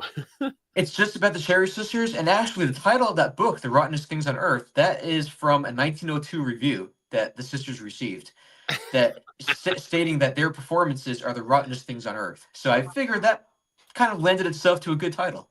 Right. I mean, yeah, that's perfect. I like that. That's amazing. That's amazing that they're so bad they were selling out theaters. Awesome. America. Damn it, Bob. Is the room you are in right now, I guess, purposely decorated in 19th century, including the draperies, furniture? Yeah. So my house was built in 1878, and because I love the Victorian era so much, I've decorated every room in original Victorian decor, original furniture, all decorative items. So yeah, the room I'm in right now is really the game and toy room. I have all my 19th century games and toys in this room. Dolls. I don't think any of them are haunted. I don't think I have any haunted dolls, but I have some porcelain dolls. But yeah. I Cool. I love the era. I love antiques and being able to surround myself. And I know it's a lot. It's a lot for some people when they come to visit, my family, friends. It's a lot, but I love it. And you have to love where you live, right? So Yes. Uh-huh. See? Yes. I have nerdy shit all over the house. And this is my basement looks like this, except probably it's all comic book stuff at home. But yeah, I agree. Surround yourself with stuff that makes you happy, and what makes it your fortress of solitude. I know. Because Superman's in there too. All right, moving on. Tara, if ghosts are not there, then why do small kids talk and play with something that's not there? Okay, so I guess you could probably Ken, you could probably answer this better than I can. You have more experience with this. So the probably the most popular reason for this is that children have imaginations. We have to remember that we have imaginations, and we play life. Instead of going out there, and when we don't have friends to play with at the time, we make friends up.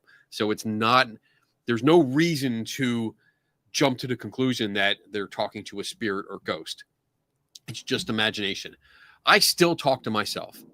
And it's a way for me to work out problems. I literally talk to myself out loud, sitting at my desk or something. But when I was younger, I did the same thing. Whether I was playing with toys, action figures, not dolls, action figures, because we were action.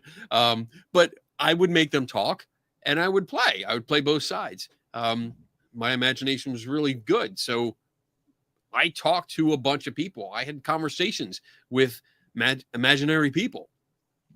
So That explains a lot.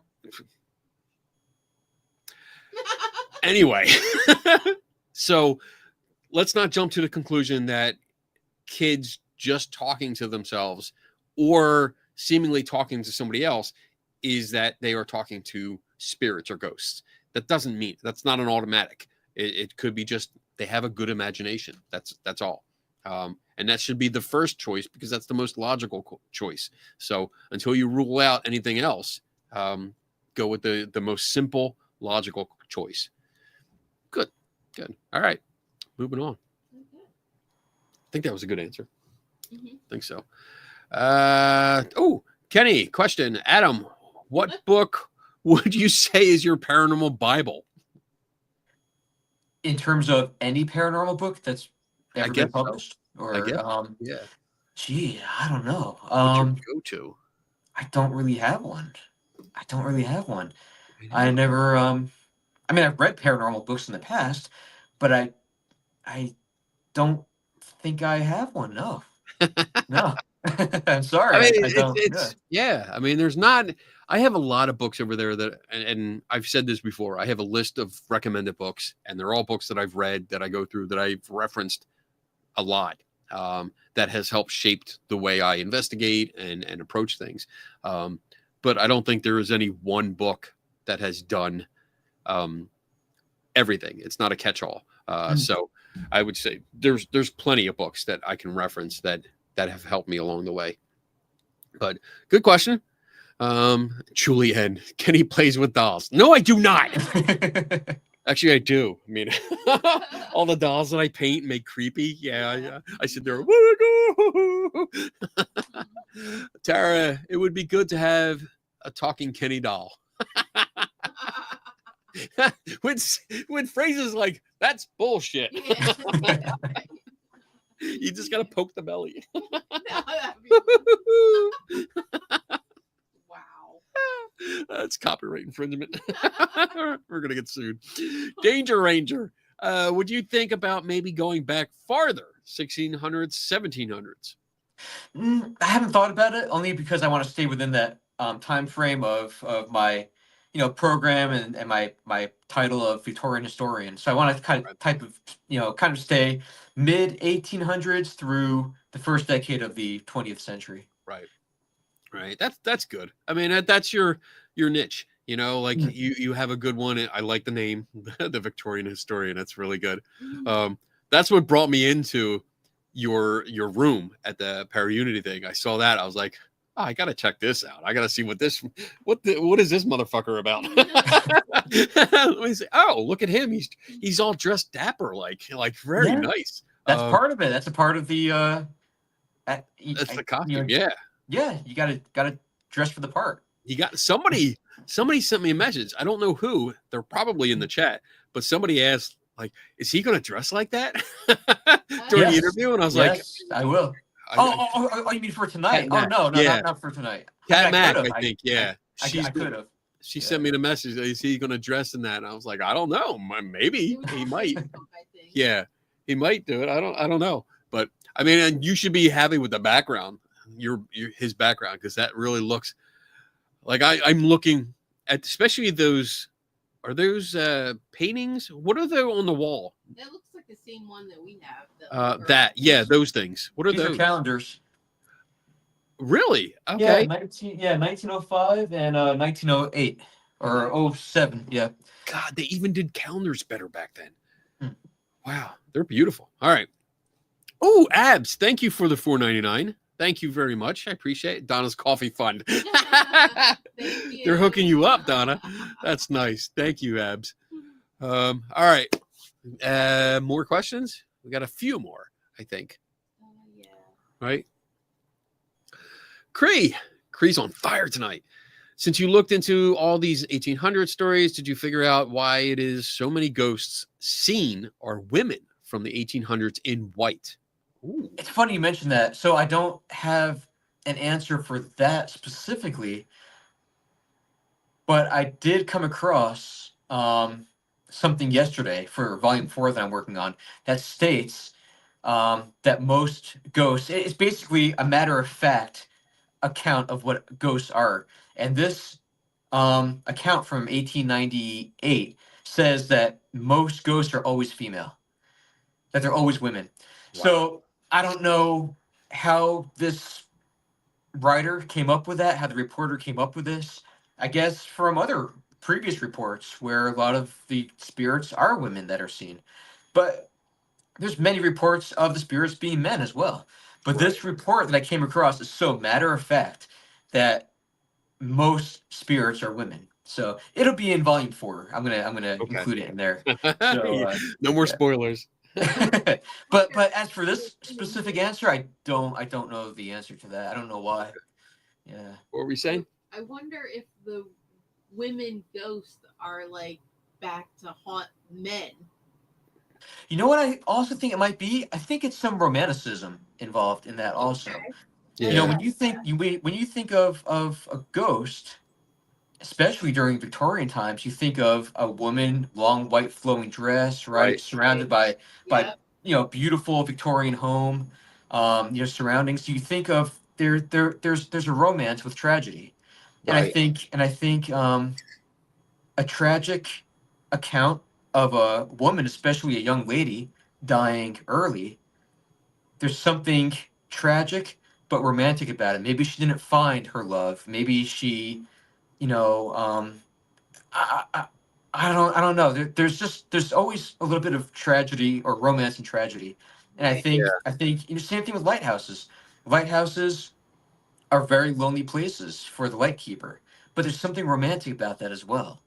Right. And I can't put my finger on it, but that might be why romance is associated with women, and maybe I don't know.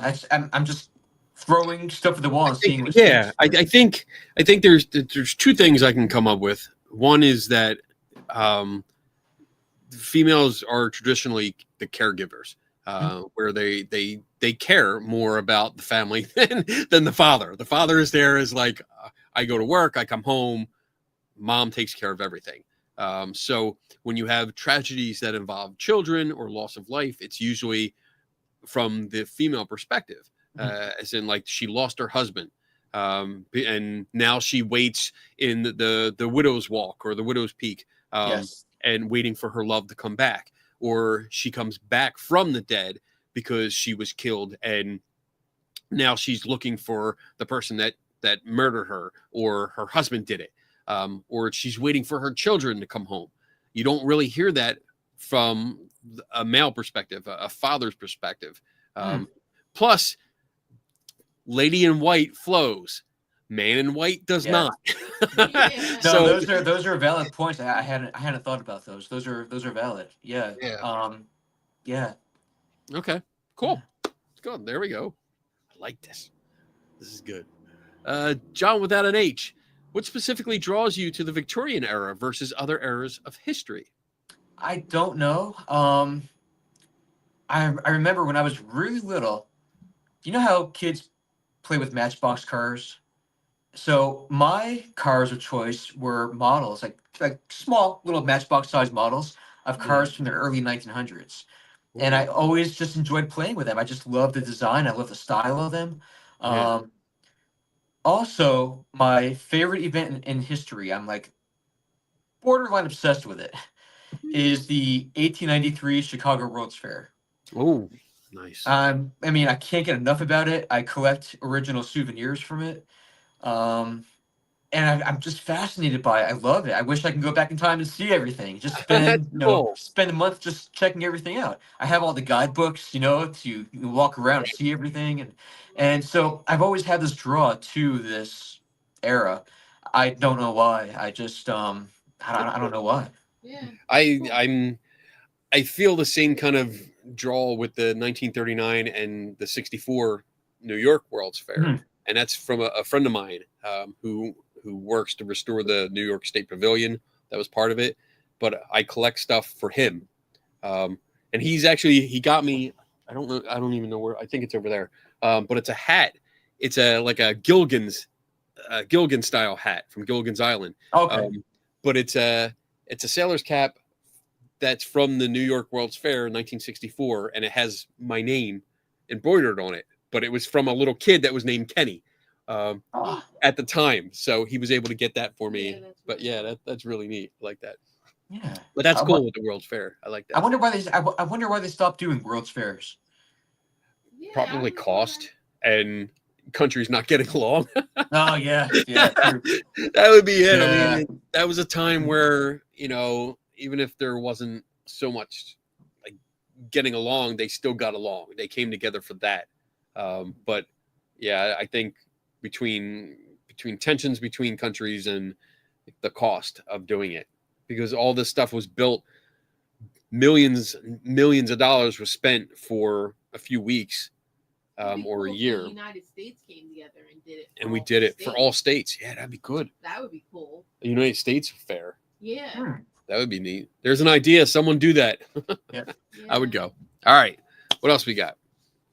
We're getting down to the wire here. Adam, how long does it take to write a book and get it out to the bookshop? Ooh, good. It depends on the subject matter. Like, so for instance, I mean, the paranormal, the haunted headlines books, they could take upwards of 6 months. I would say 6 to 7 months. Okay. I mean, I can't work on them every night, but I try to work on them as often as I can. But then ones that involve much more research, like the rottenest things on earth, like the Cherry Sisters.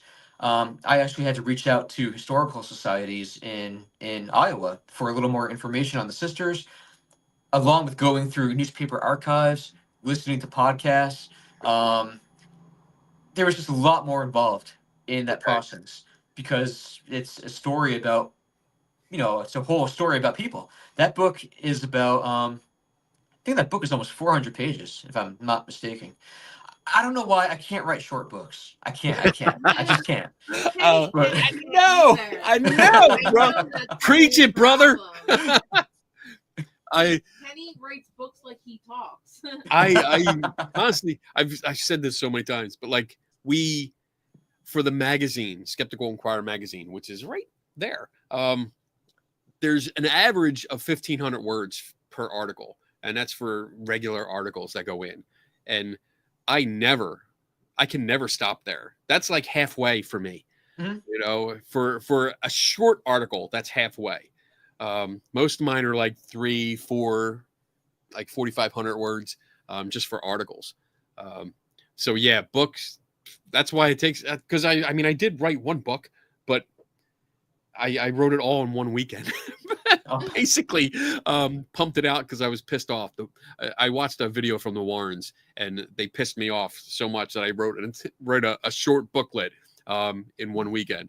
But yeah, I can understand. I can totally relate to not writing small pieces.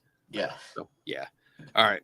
And to answer the second part of that question, once I finish writing it, I can have it published in less than a week. Okay. Yeah. So because you do everything through Amazon, or you do another publishing? Yeah. Okay. Amazon KDP. Okay. So this is from Amazon? This looks nice. See, Kenny, look, lucky. I could do it myself if I wanted to and just say absolutely. Screw to publisher. And it's so user friendly. When I published my first book, I didn't think I could do it. I thought there were so many different, bells and whistles, for lack of a better word, but right. They basically, you go page by page in the publishing process, and it walks you along. It's so easy to understand. And I'm not the most I'm not good with I'm not the most technologically advanced, believe it or not. I'm really not. So if I can do it, anybody can. Okay. That's awesome. Cool. That's something to think about. Yeah. All right. Cool. Hey, Jade Kitten made it safely. Yeah, good. She was worried last night. All right. What else? Do we got? Anything else? Are we good? Oh, we do. Carl. Hey, Carl. What happens to a ghost on a windy day? Oh, you never know what you're going to get. I love these questions. You know what? I always wondered that made me think, and I've always wondered this. When I'm vacuuming, I wonder if you take that hose extension, is it possible to vacuum up a ghost? Tell him about the sucker. Oh my God, I knew you were going to bring it up. Many years ago, there were friends of mine, Andy and Tanya Kaiser, and they were doing documentary films. And the one film they wanted to do was a mockumentary where we mocked ghost hunting techniques and stuff. And I played a character that was a technological guru, and I built a ghost hunting gadget out of a vacuum cleaner that was called the Sucker. Oh. Remember what it were? The subcutaneous. Oh my God, no, I don't remember. So I'm not the only one who's thought of this before. No. Okay. I have pictures, and I built it. And it had Out of working a vacuum lights. cleaner, he It built still it. worked as a vacuum cleaner, but I had working Had all lights these and switches on and it stuff. And I brought it to a conference with me because they wanted to put it on display. But I mean, it's gone. It's totally gone. Yeah, you have to find. Oh my pictures of God, that and I put made it a out commercial. now. I had a Yes, video commercial for the Sucker. for the Sucker, and I mean, I had a cowboy hat on, and it was horrible. Yeah, because I'm thinking, let's say you're just going about your day, you're vacuuming, and this, spirit that you're cohabiting with, just walks by minding its own business. You just nonchalantly put the hose over your shoulder. And it just sucks it right in. And you don't mean to. It just happens. But A ghost can go through walls, but it gets sucked up by a vacuum cleaner. Get 1.5 horsepower, you're fucked. You're dumb. Oh, that's funny. That blows. We've gone from suck to blow. Hi, Captain. All right. You can tell it's the end of the show. We're getting giddy. Lord. Anything else? Hold on. Come on. There you Get go. it together. Kenny, would you write a book on the do's and don'ts of ghost do's hunting? and don'ts. Yeah. I don't think I would do that kind, because that would be a lot. Because there's so many things that people do wrong, and there's so many things that we can do right, that it would be just a huge book. I'm going to concentrate on the strategies book that I'm working on, where it's just my strategies for solving mysteries, investigating and solving mysteries, not just going out on ghost hunts and doing stakeouts, which I think most of them are, rather than actual investigations. But yeah, I'm working on something. Hopefully it won't be anytime soon. So I'm not making any promises, but all right, moving on. Dodge that question. Yeah, right. Kibber Sullivan. Adam, so is Amazon responsible for printing the book as it is ordered, or do you have to supply physical printings to Amazon to sell? No, so everything is done on Amazon. So basically, what this self-publishing is, it's print on demand. Okay. So you upload the file to Amazon. Now they have it in their system. So anytime an order comes through for the book on Amazon, they just print it. They don't keep any physical books in stock. They just print it as the orders come through. Okay, that's awesome. Yeah, I think that's great. Yeah, You're because saving money. you don't have to worry about all of that. So with you, my question is, you had a supply at the conference. Do you order like by the case or something like that? I mean, for authors can order their own books, as many as they want, up to $999. Oh, wow. Okay. Yeah. So and of course, you get a little bit of an author discount with that, Right. but Okay. it even with an author discount, it adds up. Okay.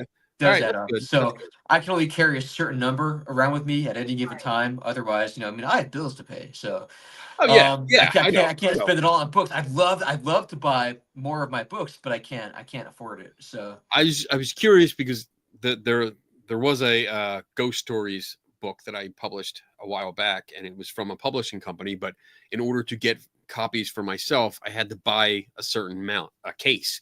Mhm. You couldn't just buy 10.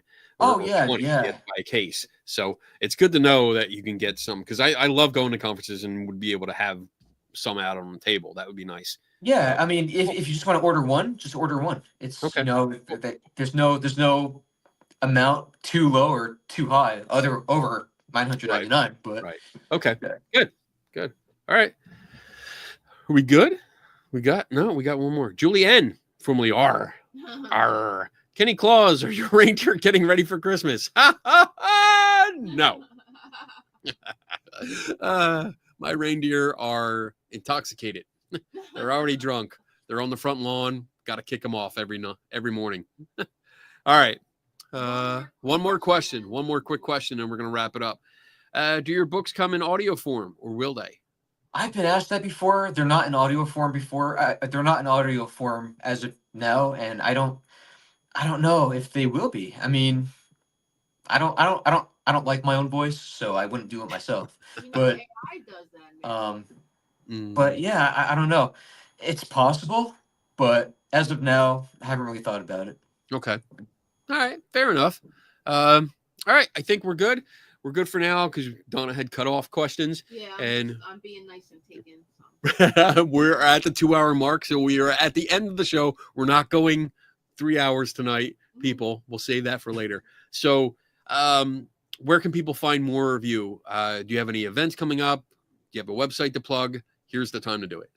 Yeah, so there's a website, thevictorianhistorian.com, or just victorianhistorian.com. It'll lead you to the same place. And I have some unique history tidbits on there. It's also where I have my books on there also, with the links to each book on Amazon. And then tomorrow I'm doing a 19th century Christmas event at the Jenny Wade House and book signing. Oh, cool. For Dear Santa Claus. So I'm going to be going through some bizarre, weird 19th century American Christmas customs and yeah, just really cool stuff. You know, like I said, the weirder the better. So what time is that? What time does that start? It's 8 o'clock? It's at 1 o'clock, 2 o'clock, 3 o'clock, and 4 o'clock. Okay. So if we get up early and head down, if we go to Gettysburg this weekend, we can go down. If we stay the night, we can maybe we can hit one of those. Yes, there's still tickets left for all of the tours. So yeah. We're gonna have a discussion after the show All right. to see if we can get down there. So, all right. With that, I have a couple announcements. Just hang out for a minute if you don't mind. Sure. So let's see. December 11th, I will be on the Paranormal Brew podcast, which you can find on Facebook and YouTube. I'm gonna be on there with Ben Rafford, my editor, and we're gonna be talking about the Doris Byther case, which is also known as the Entity case, based on the it's what the Entity movie was based on. We're going to talk about that. Ben's going to handle a lot of the story. I'm going to touch on the story, but also dive into the photographs from that. December 13th, next Friday, next show, Skeptical Help Bar. We're going to have Margaret Downey on the show, who is an expert in frigatrescadecaphobia, which is the fear of Friday the 13th. So ironic. It's the first time we're going to have an appropriate guest on a Friday the 13th. So I'm excited about it. We're going to talk about that. She has all kinds of stuff. She's fun. She's a fun person. A little kooky, but love it. So it should be interesting. It's going to be interesting. Yeah, I mean, you have to be, because she dresses up in a nurse's outfit and offers help for Friday the 13th fear. Here's a quick question. Oh, sure. Quick Q. Is he on social media anywhere?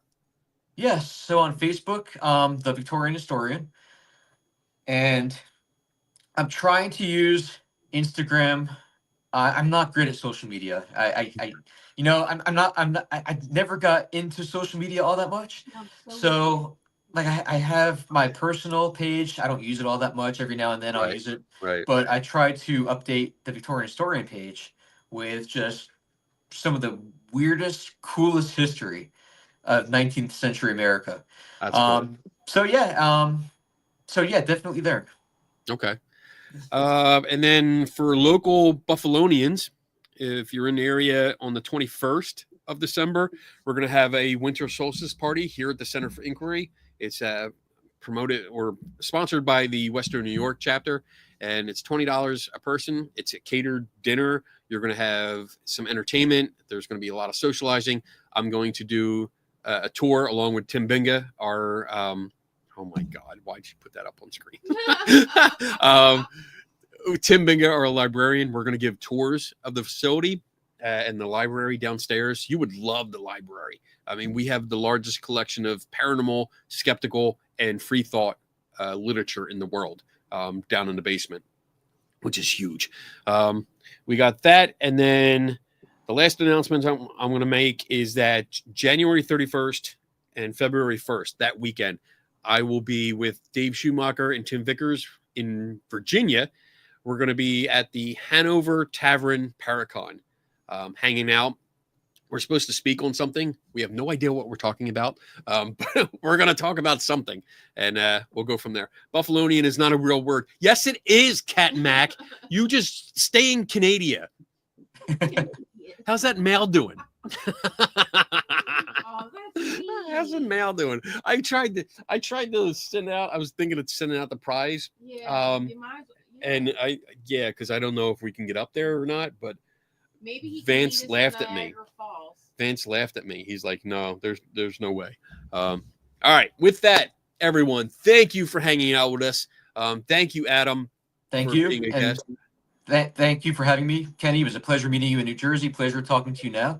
And thank you, everyone, for watching tonight and for purchasing the books and being showing interest in them. That that means a lot to me. So thank you. He's such a nice guy. Yeah, that's Ain't awesome. he? Wow. Well, yeah, I'm sure your sales probably. I know they were. I hope so. nice. Yeah. I hope you had really good Or they're sales. putting them on their Christmas list, so within the next week or two. So everyone, have a great weekend. Enjoy it. Be safe, and remember, never stop learning. And we'll see everyone else next week. Adam, hang out for a couple minutes till after the outro's over. But everyone else, see ya. See you Bye. later. Bye, guys. Hey diddle diddle, here's a little riddle. Who's the best debunker? Is it Kenny Biddle? Oh, he's good, not just a little. Not at the bottom or even the middle. Strike a chord like a fiddle.